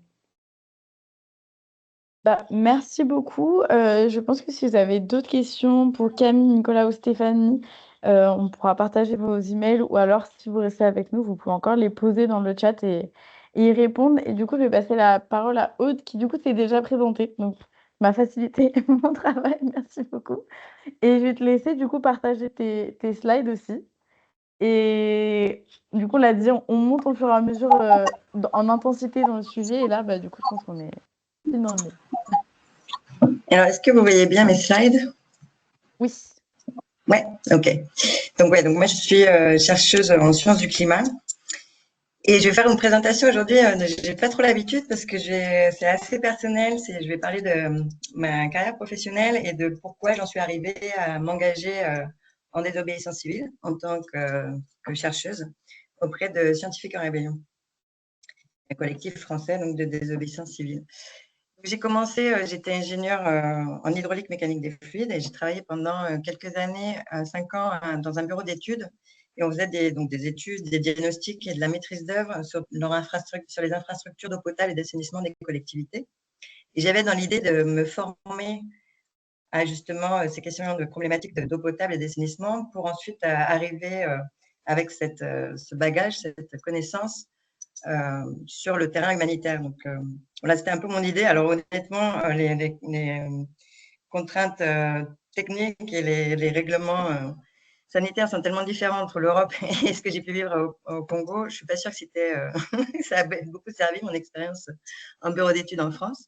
Mais c'était mon idée principale. Et donc, je suis partie avec Solidarité Internationale au Congo, en République démocratique du Congo, pendant une année. Je suis intervenue sur les programmes de réponse rapide au mouvement de population dans le nord-est du Congo. Et donc, on intervenait après des mouvements de population dont on était au courant. On intervenait dans les villages qui étaient du coup débordés de personnes et on améliorait les infrastructures d'eau, donc les sources, les puits. On installait des latrines et on sensibilisait les gens à l'hygiène. Et au même moment où je suis partie, en fait, où je me suis engagée avec Solidarité Internationale, il y a eu coup sur coup, 2 années, des grandes inondations au Pakistan, en 2010 et 2011. Et c'était aussi un pays où Solidarité Internationale intervenait. Et là, je me suis dit quand même, j'ai l'impression que les conditions climatiques météorologiques font que les ONG sont aussi amenées à répéter leur intervention en urgence et qu'elles vont du coup être confrontées à cette problématique du changement climatique qui, on le savait déjà quand même à l'époque, avait un risque d'augmenter la fréquence de ces événements extrêmes. Et c'est ça qui m'a donné l'envie en fait de me former au changement climatique. Et donc je suis repartie à l'université de Toulouse, de Paul Sabatier à Toulouse, pardon. Et j'ai fait ma thèse sur un phénomène climatique entre l'océan et l'atmosphère dans le Pacifique tropical qui s'appelle El Niño, l'oscillation australe El Niño, et qui, bon, je ne sais pas si vous connaissez, mais ça prend toute la largeur du bassin Pacifique, donc, qui est le plus large océan de la Terre, et donc ça a des impacts météo quand c'est en phase positive, en phase El Niño. Ça va créer des sécheresses en Australie et des inondations et des glissements de terrain en Équateur et au Pérou, donc ça a des gros impacts météo. Donc il y a une recherche assez importante à savoir comment le changement climatique va modifier cette variabilité naturelle du climat. Et ensuite, donc du coup, comme je vous disais, j'ai enchaîné avec un postdoc au Barcelona Supercomputing Center à Barcelone. Et là, donc, je travaillais sur l'amélioration de la prédiction du climat. Alors du coup, quand je dis prédiction, c'est vraiment les 5-10 années à venir, pour justement fournir aux preneurs de décisions et aux acteurs économiques des informations où on espère que les incertitudes seront réduites et donc des informations avec une plus grande confiance sur l'évolution du climat, donc la pluie, les températures, pour vraiment les années à venir, pas les projections du GIEC à la fin du siècle. Il y a des exemples de prédictions qu'on a pu fournir et qu'on cité un exemple, ça pourrait être cette année 2024, l'année dernière, qui a battu tous les records, qui est effectivement passé au-delà du seuil un peu symbolique de 1,5 de réchauffement par rapport à la période pré-industrielle. Donc, c'est pas encore, les accords de Paris ne sont pas encore à l'eau, mais parce qu'il va falloir attendre une petite décennie pour dire qu'on est au-delà de ce qu'on préconisait par les accords de Paris, mais bon, c'est quand même un très mauvais signe. Et en plus de ce réchauffement climatique, donc, il y a aussi ce qu'on dit depuis le début, il y a d'autres crises écologiques. Et une façon de voir ça, là, ça a été développé par Rockström en 2009, les limites planétaires. Donc, il y a 9 limites planétaires qui ont été définies et on en a déjà dépassé 6. Donc, en plus du changement climatique, il y a l'usage de l'eau douce, il y a l'érosion de la biodiversité, le changement d'usage des sols, l'introduction de nouvelles entités, et en particulier les pollutions plastiques, les pollutions chimiques. Et on a modifié aussi le cycle azote et phosphore. Et donc voilà, cette situation, on est dans une situation inédite, le GIEC le rappelle dans son dernier rapport, donc le groupement intergouvernemental d'experts sur l'évolution du climat. Donc, la vie sur Terre, la Terre peut se remettre du changement climatique majeur, pas la vie, le vivant comme on l'entend, mais la Terre pourra s'en remettre. Par contre, nous, êtres humains et nos sociétés humaines, ça va être quand même très compliqué. Et c'est de plus en plus compliqué si on n'agit pas rapidement.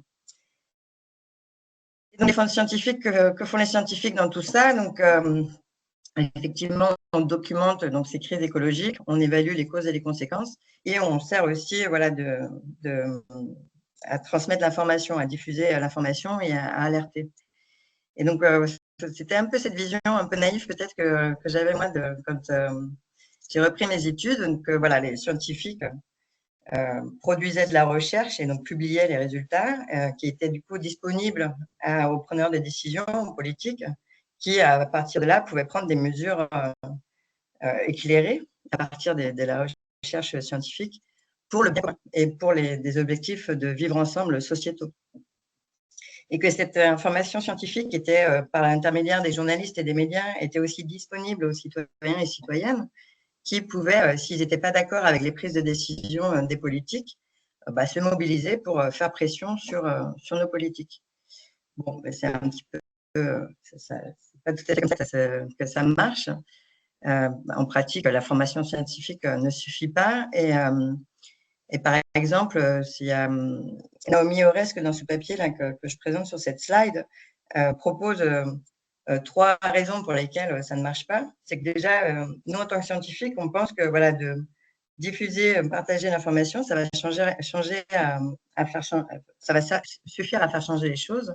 Mais il faut déjà que cette information soit bien comprise. Et bon, là, on a notre part de responsabilité. On utilise souvent des jargons scientifiques qui ne sont pas de suite compréhensibles, et aussi des concepts qui peuvent être durs à vulgariser, même pour d'autres scientifiques, y compris par d'autres scientifiques.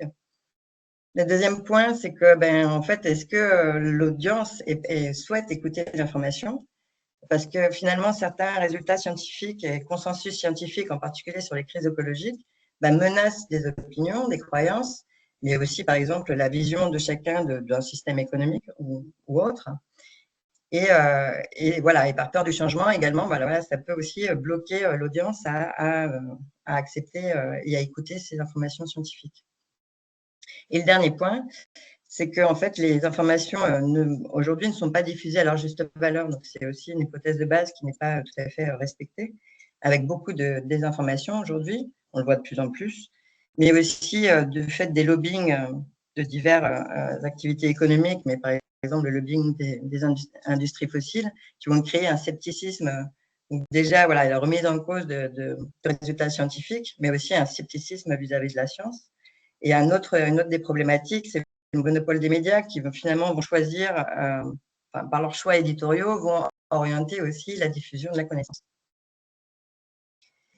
Et donc tout ça m'amène à cette slide sur la bataille de pouvoir. En fait, voilà, c'est un petit peu plus compliqué que juste mon monde idéal où l'information et la connaissance profiteraient à toute la société. En fait, aujourd'hui, il y a 4 éléments qui expliquent pourquoi 3 décennies de recherche sur le changement climatique n'ont pas fait changer la tendance des émissions de CO2. Donc, c'est dans ce papier-là de 2002 qu'ont été expliqués ces 4 points. Donc, il y a déjà les stratégies géopolitiques et économiques. Donc, tous ces systèmes néolibéraux, capitalisme, colonialisme, en fait, sont défendus aussi par les gens au pouvoir, alors que c'est justement ces systèmes qui sont à la cause de nos crises écologiques. Donc là, on est dans un système qui s'auto-défend. On a le deuxième point sur les lobbies très importants, en particulier des énergies fossiles, qui donc influencent les décisions politiques et qui mènent des campagnes de désinformation. Et il y a je trouve, des exemples les plus parlants, c'est les dernières COP qui se sont produites, donc les conférences des parties, qui sont organisées chaque année et qui essayent de mettre sur la table des accords entre les pays pour justement contrer les crises écologiques. Donc, les dernières COP se sont déroulées dans des pays dont l'économie est tournée vers l'industrie fossile, pétrolière, et avec, pour la COP à Dubaï en 2020, il y a 2 ans, en 2024, et en 2023, je ne sais même plus, ouais, 2023, qui est aux Émirats Arabes Unis, le président de la COP, ministre de l'Industrie des Émirats Arabes Unis, était aussi le patron de la compagnie pétrolière nationale. Donc, il y a quand même des conflits d'intérêts qui sont très, très parlants pour pouvoir changer le système. Un autre point vient du fait du technosolutionnisme. Donc, on en a aussi un petit peu parlé là juste avant. Et là, la recherche et les sciences ont leur part de responsabilité. Hein. Mais le fait qu'il y ait tout un imaginaire qui pense qu'on va pouvoir diminuer ou enlever les émissions de CO2 de l'atmosphère par des futures technologies font partie aussi déjà d'une part de déculpabilisation de tout à chacun, mais aussi une inaction actuelle, parce que de toute façon, une nouvelle solution sera apportée pour régler nos problèmes. Et le dernier point qui a été soulevé dans cette revue est que le pouvoir est détenu principalement par les riches du Nord, du Global Nord, qui on a des vies qui sont centrées, en tout cas très construites autour d'un imaginaire carboné. Et donc, de devoir remettre en question nos habitudes de confort et nos privilèges, c'est aussi quelque chose contre lequel on lutte inconsciemment. Et malheureusement, ces discours, ces argumentaires bien rodés qui amènent cette inaction pour lutter contre les crises climatiques, on le retrouve aussi dans le monde de la recherche. Donc, il y a dans ce papier intéressant là, de Carbo et Sébastien, il montre que les arguments dont on a un petit peu entendu parler, hein, la perte de compétitivité académique, si nous, on se met des contraintes pour polluer moins, alors que les autres non, on va perdre notre compétitivité. On n'est pas les pires. Et il y a aussi cet argument, effectivement, là qu'on vient d'entendre, la science est sacrée, un peu comme l'humanitaire aussi, je suppose. Et donc, en tant que chercheur, en tant que produisant des connaissances pour le bien public, on serait au-dessus de ces contraintes environnementales qu'on devrait appliquer aux autres. Et ce qui m'a aussi fait entrer en rébellion, c'est que mes collègues on travaille donc dans les sciences du climat, on est les premiers en première ligne de la production de connaissances. Et donc, je me suis rendu compte aussi que j'avais énormément de collègues qui n'étaient pas prêts à changer leur mode de vie, malgré toutes les connaissances qu'on produit. C'est notre travail au quotidien, mais au sein de l'enseignement de la recherche, il y a aussi énormément d'argumentaires contre l'inaction. Donc, je suis rentrée j'ai rejoint le mouvement scientifique en rébellion il y a 2-3 ans. Il s'est créé en 2020 en France à la suite d'une tribune publiée dans Le Monde où plusieurs scientifiques appellent à entrer en désobéissance civile. Alors, depuis, on a pas mal grossi. On est une quinzaine de groupes maintenant locaux en France. On est 500 membres plus ou moins actifs. Et on a écrit nos raisons d'être où on explique nos objectifs, mais également nos valeurs et nos principes. Et dans nos objectifs, donc du coup, il y a à nouveau alerter, dénoncer les manipulations et les contradictions, et instaurer ce rapport de force dans un monde où il y a une bataille de pouvoir qui est en place. Et le dernier point qui rejoint les discussions précédentes, c'est aussi que on cherche aussi à changer de l'intérieur la façon dont est faite la recherche et dont on se questionne vis-à-vis de ces crises climatiques. Mais alors, du coup, qu'est-ce que la désobéissance civile, finalement? Donc, le premier qui a théorisé ça, c'est Henry David Thoreau, aux États-Unis. Donc, lui, il a refusé de payer ses impôts parce qu'il était contre l'État ségrégationnaire américain. Et donc, il en a écrit un livre. Donc, la désobéissance civile, finalement, c'est pouvoir assumer de refuser de suivre des lois qu'on considère injustes et légitimes. Il y a différentes formes de désobéissance civile. Scientifique en rébellion est un mouvement de désobéissance civile non violent, mais il y a également des mouvements qui ont pu être violents. Et, par exemple, l'interdiction des OGM s'est déroulée avec de la dégradation de biens privés, mais les suffragettes aux États-Unis, quand elles ont lutté pour le droit de vote des femmes, ont aussi posé des bombes. Donc, il y a différentes moyens de formes de résistance de désobéissance civile. Et souvent, la résistance civile est associée à des mouvements, disons, plus traditionnels de manifestation ou autres. Donc, la question qu'on peut se poser, c'est par contre, est-ce que la désobéissance civile n'est pas contre-productive, en particulier quand on voit beaucoup de unes de journaux suite à des lancers de souks sur des tableaux, par exemple, ou même des sorties de politique où on est traité finalement d'éco-terroristes. Est-ce que ces actions de désobéissance civile ne sont pas contre-productives pour le mouvement climat et environnemental? Et en fait, déjà, comme je viens avec les quelques exemples historiques, on voit que la désobéissance civile a une certaine efficacité. Et surtout, ça permet en fait de changer ce qu'on appelle la fenêtre d'Overton, qui est une sorte de fenêtre de ce qui est acceptable à un moment donné dans une société. Et donc, la désobéissance civile par les flancs radicaux vont, ou pas, mais c'est l'idée, vont pouvoir faire changer la fenêtre d'Overton et faire rentrer des choses qui étaient inacceptables dans l'acceptable pour la population. Alors malheureusement, la fenêtre d'Overton marche aussi pour tout ce qui est racisme et compagnie, qu'on voit de plus en plus dans les médias avec l'arrivée au pouvoir de mouvements un petit peu plus fascisants, disons. Donc l'idée, voilà, c'était aussi de pouvoir faire rentrer des luttes pour l'environnement dans l'acceptable pour la population en général. Et ça a une portée médiatique indéniable parce que voilà, un lancer de soupe, par exemple, va faire bien sûr la une des journaux juste pour le fait que ce soit un lancer de soupe, mais va permettre aussi de parler des causes qui sont portées par les militants derrière. Et pourquoi désobéir en tant que scientifique?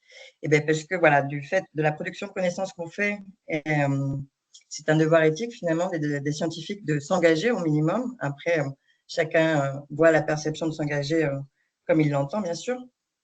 Et c'est également très utile pour aider le mouvement climat en général. On est souvent amené à soutenir et nous associer avec énormément d'autres associations qui se battent pour le climat, et en particulier lors des procès judiciaires, par exemple. Mais vous allez me dire la neutralité des sciences dans tout ça, parce qu'effectivement, en général, on a cette idée, à nouveau très naïve, je veux dire, que la science est neutre et qu'elle se doit être neutre si elle veut être crédible.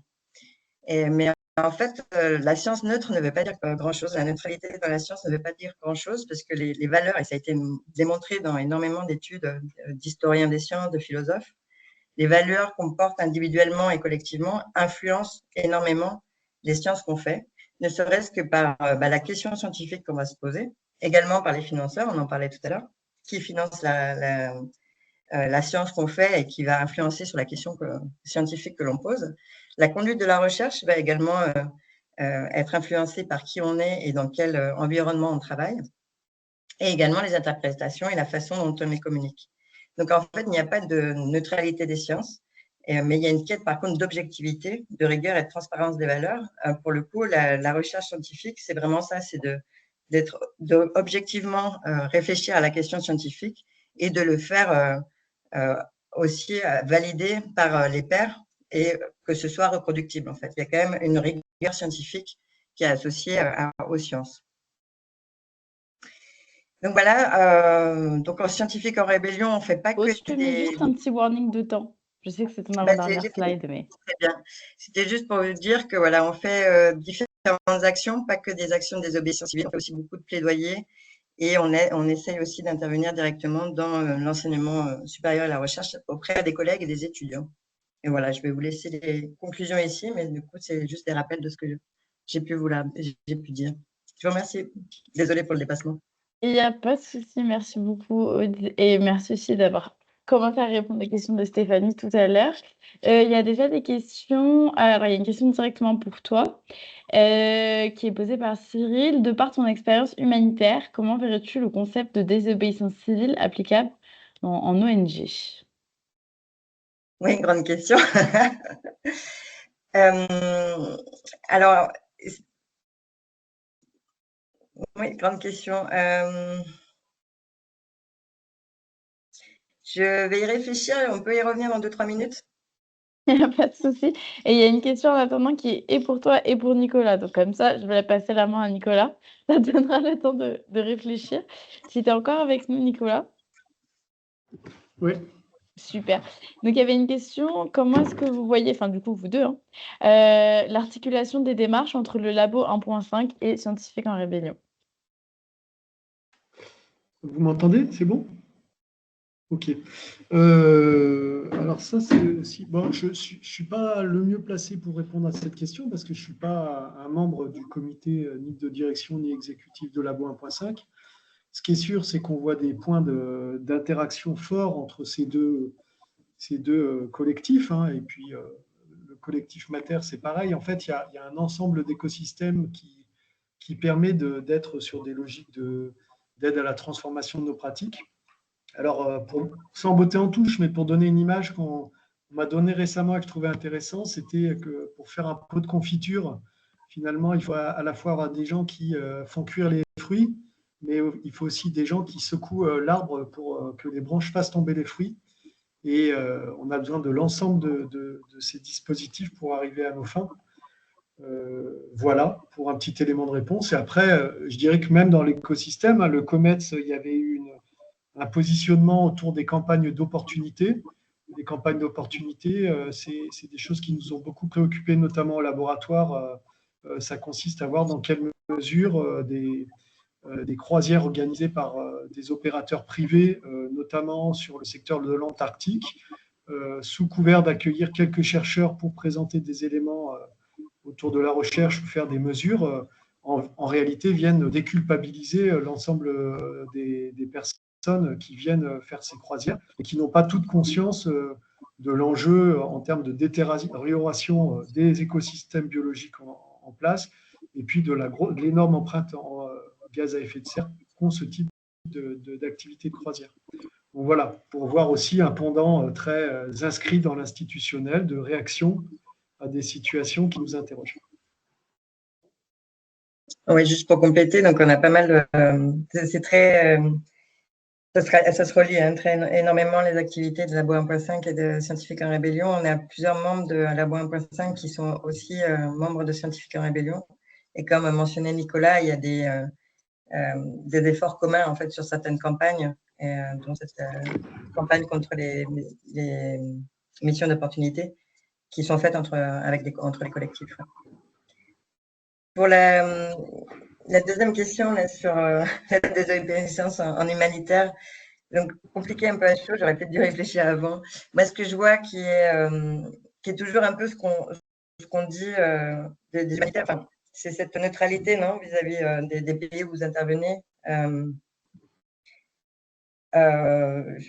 Voilà, comme la neutralité des sciences n'existe pas, je pense que la neutralité, mais c'est une opinion personnelle, la neutralité des actions, des interventions humanitaires n'existe pas non plus. Je vais donner un exemple qui, je pense, est assez acceptable pour tout le monde. Donc, en République démocratique du Congo, la corruption est systématique. Enfin, je veux dire, ça fait partie du système de l'État, de comment ça marche, de l'État congolais. La corruption est partout. Et donc, il y a énormément d'argent aussi du monde humanitaire qui est détourné. C'est un fait et tout le monde l'accepte.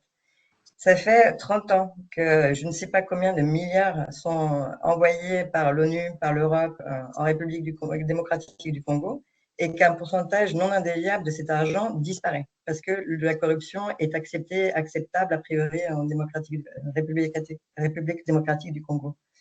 Ça, c'est quelque chose qu'on devrait quand même questionner, que les ONG qui interviennent devraient questionner. Mais un autre problème que je vois, c'est que c'est un peu, du coup, ça questionnerait aussi la façon dont les ONG interviennent et éventuellement à la fin, parce que en fait, dans le meilleur des mondes, au Congo, le Congo, en tant qu'État, aurait utilisé cet argent qu'il reçoit depuis 30 ans et aurait développé les infrastructures en eau potable, en assainissement et compagnie, et n'aurait plus besoin aujourd'hui d'ONG d'urgence et de développement, quoi. Donc, c'est un peu aussi vous envoyez la balle dans le pied. Et voilà, donc les dépositionnements donc, du coup, qui pourraient amener des actions de désobéissance civile par rapport à des décisions qui sont prises vont peut-être aussi à l'encontre du système dans lequel on est. Et c'est ça qui est compliqué. Et d'ailleurs, nous, en tant que chercheurs, c'est le même problème qu'on rencontre. En fait, il y a des financements qu'on refuse ou pas, enfin, suivant chacun. Moi, mon nom de chercheuse, j'ai une carrière assez récente finalement, parce que j'ai repris mes études il y a assez peu. Mon nom de chercheuse est complètement associé avec la désobéissance civile aujourd'hui. Donc, je me suis aussi grillée pour certaines instances. Donc, voilà, jusqu'où on est prêt à aller et à savoir quels sont les résultats qu'on peut obtenir derrière. C'est tout à chacun après qui prend cette décision-là.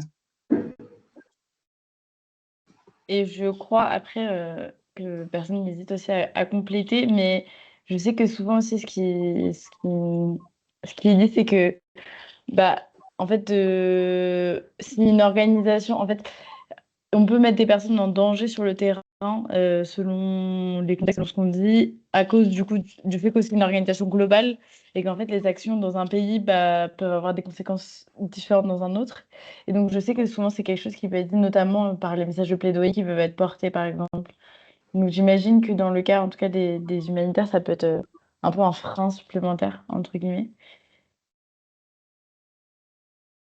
On a encore un peu de temps pour une ou deux questions. Si jamais vous avez d'autres questions, je vois qu'il y a pas mal de commentaires aussi qui passent dans le chat. N'hésitez pas à y réagir si vous voulez.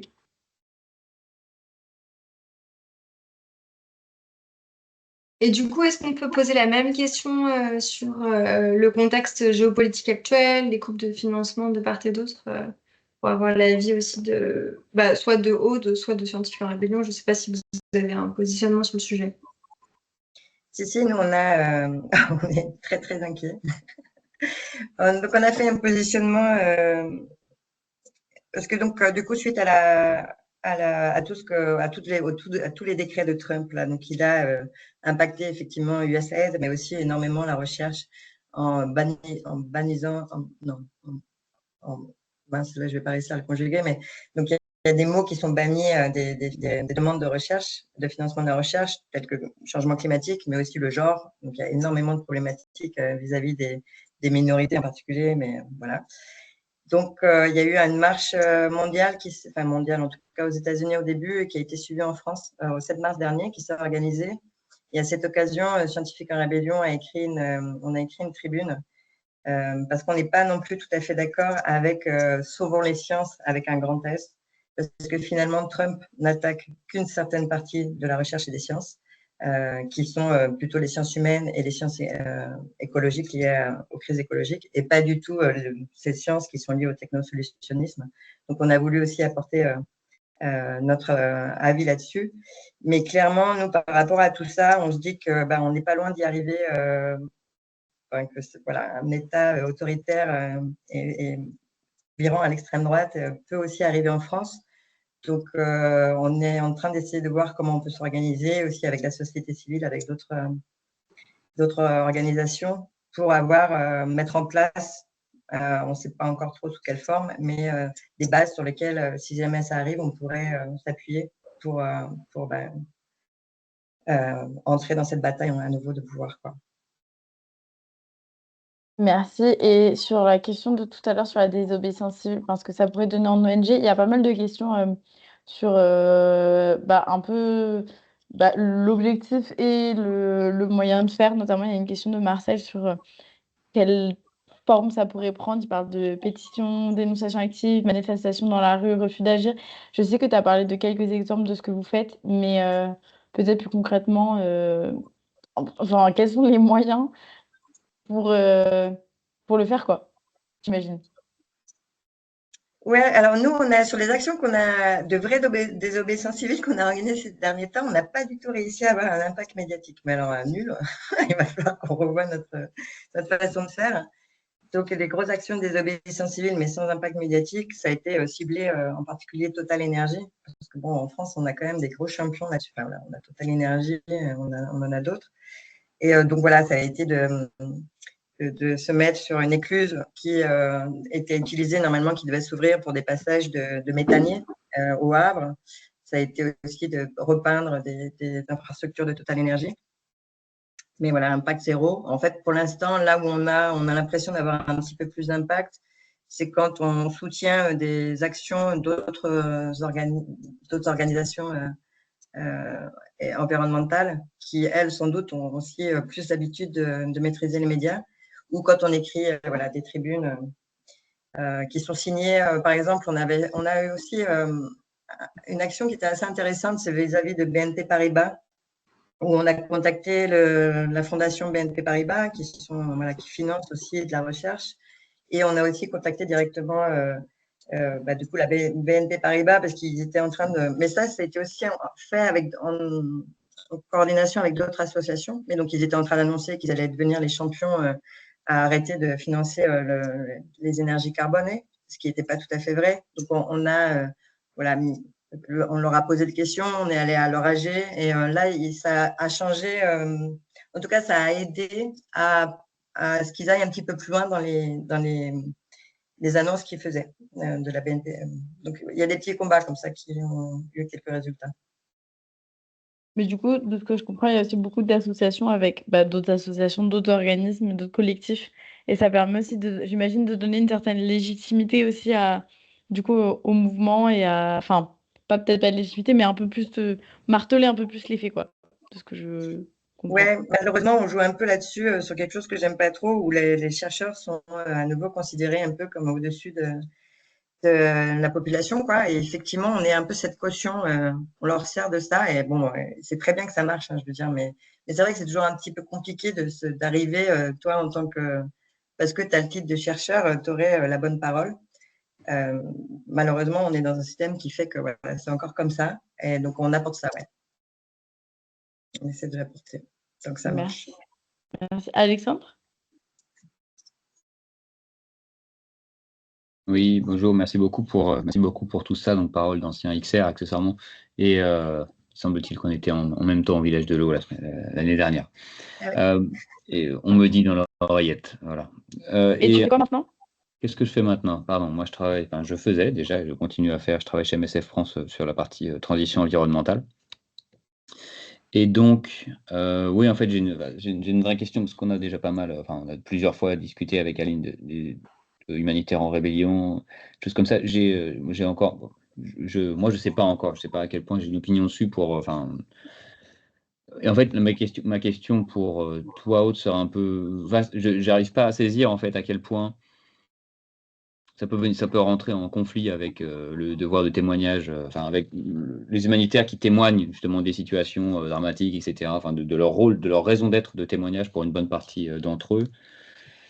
Parce qu'en plus, un paquet d'organisations humanitaires prend déjà la parole sur les aspects changement climatique, etc., que le climat est un agenda central dans l'agenda humanitaire, avec des velléités en plus de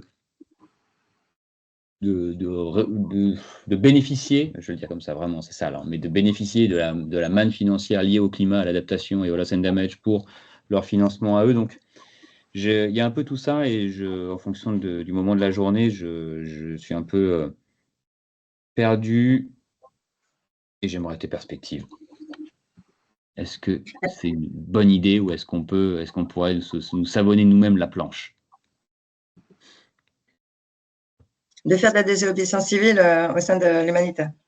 Disons que d'exprimer, de former ce collectif, de former un collectif humanitaire en rébellion qui voudrait dire quoi? Qui voudrait parler pour le changement climatique, alors que les humanitaires s'occupent déjà vraiment des populations les plus vulnérables. Moi, il y a quasiment une forme de conflit d'agenda, tu vois, qui pourrait émerger. Là où et la question de la neutralité humanitaire, oui, je l'entends, mais dans les faits, on n'est jamais neutre, on est toujours du côté des victimes.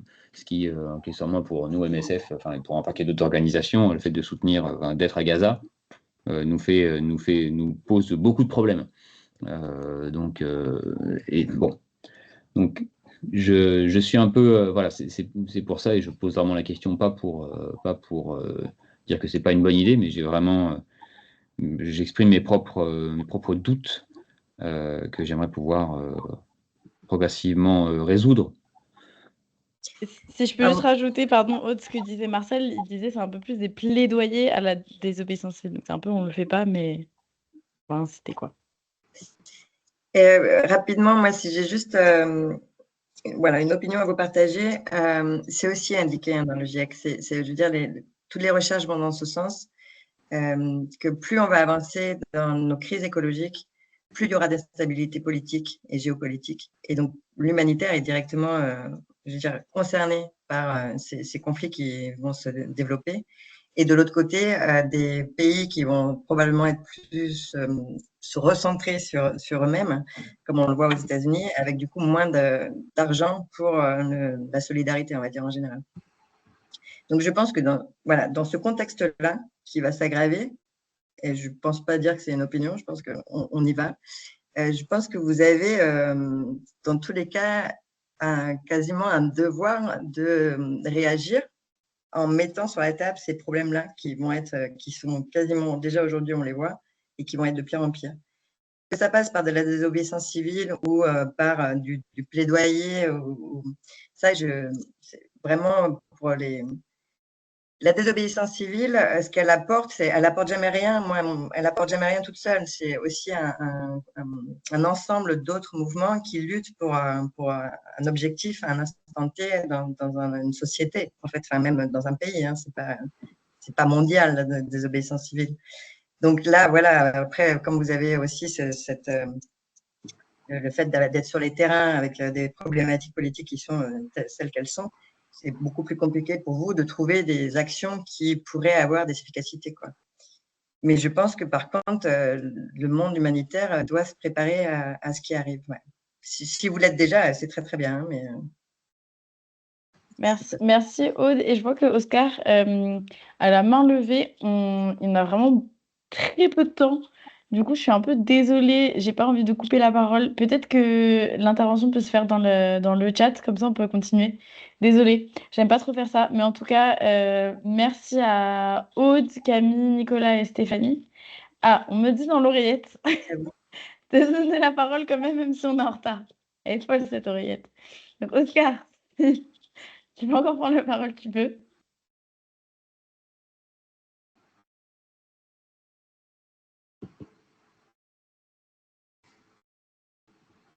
J'ai fait perdre l'envie. Bah, je vais juste vous dire ce qui va se passer dans le RH dans les prochains mois. Et pour toutes les personnes qui veulent continuer la discussion, que vous avez le temps, vous êtes les bienvenus de rester. Nous, on aime beaucoup ces discussions. Je veux juste pouvoir libérer les personnes qui ont d'autres choses à aller faire. Donc, très rapidement. Il s'est passé plein de choses dans les 3 derniers mois. Il va pas se passer énormément de choses dans les 3 prochains mois à venir, donc c'est assez facile. Mais Aline a déjà fait fuiter le nom, enfin le thème du prochain forum qui du coup aura lieu le 17 juillet 2025. Vous pouvez déjà vous inscrire et donc le sujet c'est performance versus robustesse. Quelle boussole pour l'aide humanitaire, donc l'aide internationale, pardon. Donc voilà, on pourra continuer les discussions qu'on a aujourd'hui et dont quelques graines ont déjà été semées. Vous pouvez d'ores et déjà vous inscrire. D'un point de vue un peu plus, un peu moins philosophique, un peu moins spirituel, un peu moins, on se pose des grandes questions plus opérationnelles dans les différents groupes de travail. Donc au niveau du GT Carbone, il y a 2 fiches qui vont sortir.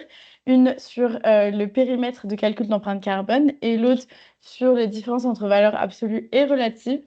Je dis que c'est plus opérationnel, mais ça vient aussi nourrir les discussions qu'on a eues aujourd'hui et qu'on a souvent au sein du REH. Et au niveau du GT évaluation environnementale, il va y avoir un SOP, donc un manuel de procédure opérationnelle sur comment réaliser un screening ou une évaluation environnementale rapide. Donc tout ça va sortir dans les prochains mois et tout sera disponible sur le site du REH. Et du coup, j'ai grillé Oscar, il reste 2 minutes. Si tu veux prendre la parole, tu peux. Et sinon, moi, je vous dis merci. C'était mon dernier forum, donc grand merci. Et du coup, je vais vous rediriger vers les intervenants et intervenantes d'aujourd'hui si vous avez d'autres questions ou si vous voulez continuer la discussion. Et vers le mail secrétariat et vers Aline pour donc la suite des forums et du RH. Et peut-être juste un dernier mot pour la dernière minute pour partager un grand remerciement pour Johanna qui a animé le REH et qui malheureusement s'en va à la fin de la semaine. Donc, mille merci de la part de tous les membres du REH, de toutes les organisations, Johanna, pour tout ce que tu as apporté, ta bonne humeur, ton professionnalisme et puis surtout tes blagues. Voilà. Merci beaucoup. Merci à l'oreillette. Merci beaucoup. Merci. Et mille merci aux intervenants et intervenantes, évidemment. Céline, je te réponds dans le chat tout de suite. Merci. À bientôt. Salut. À bientôt. Bye. merci beaucoup.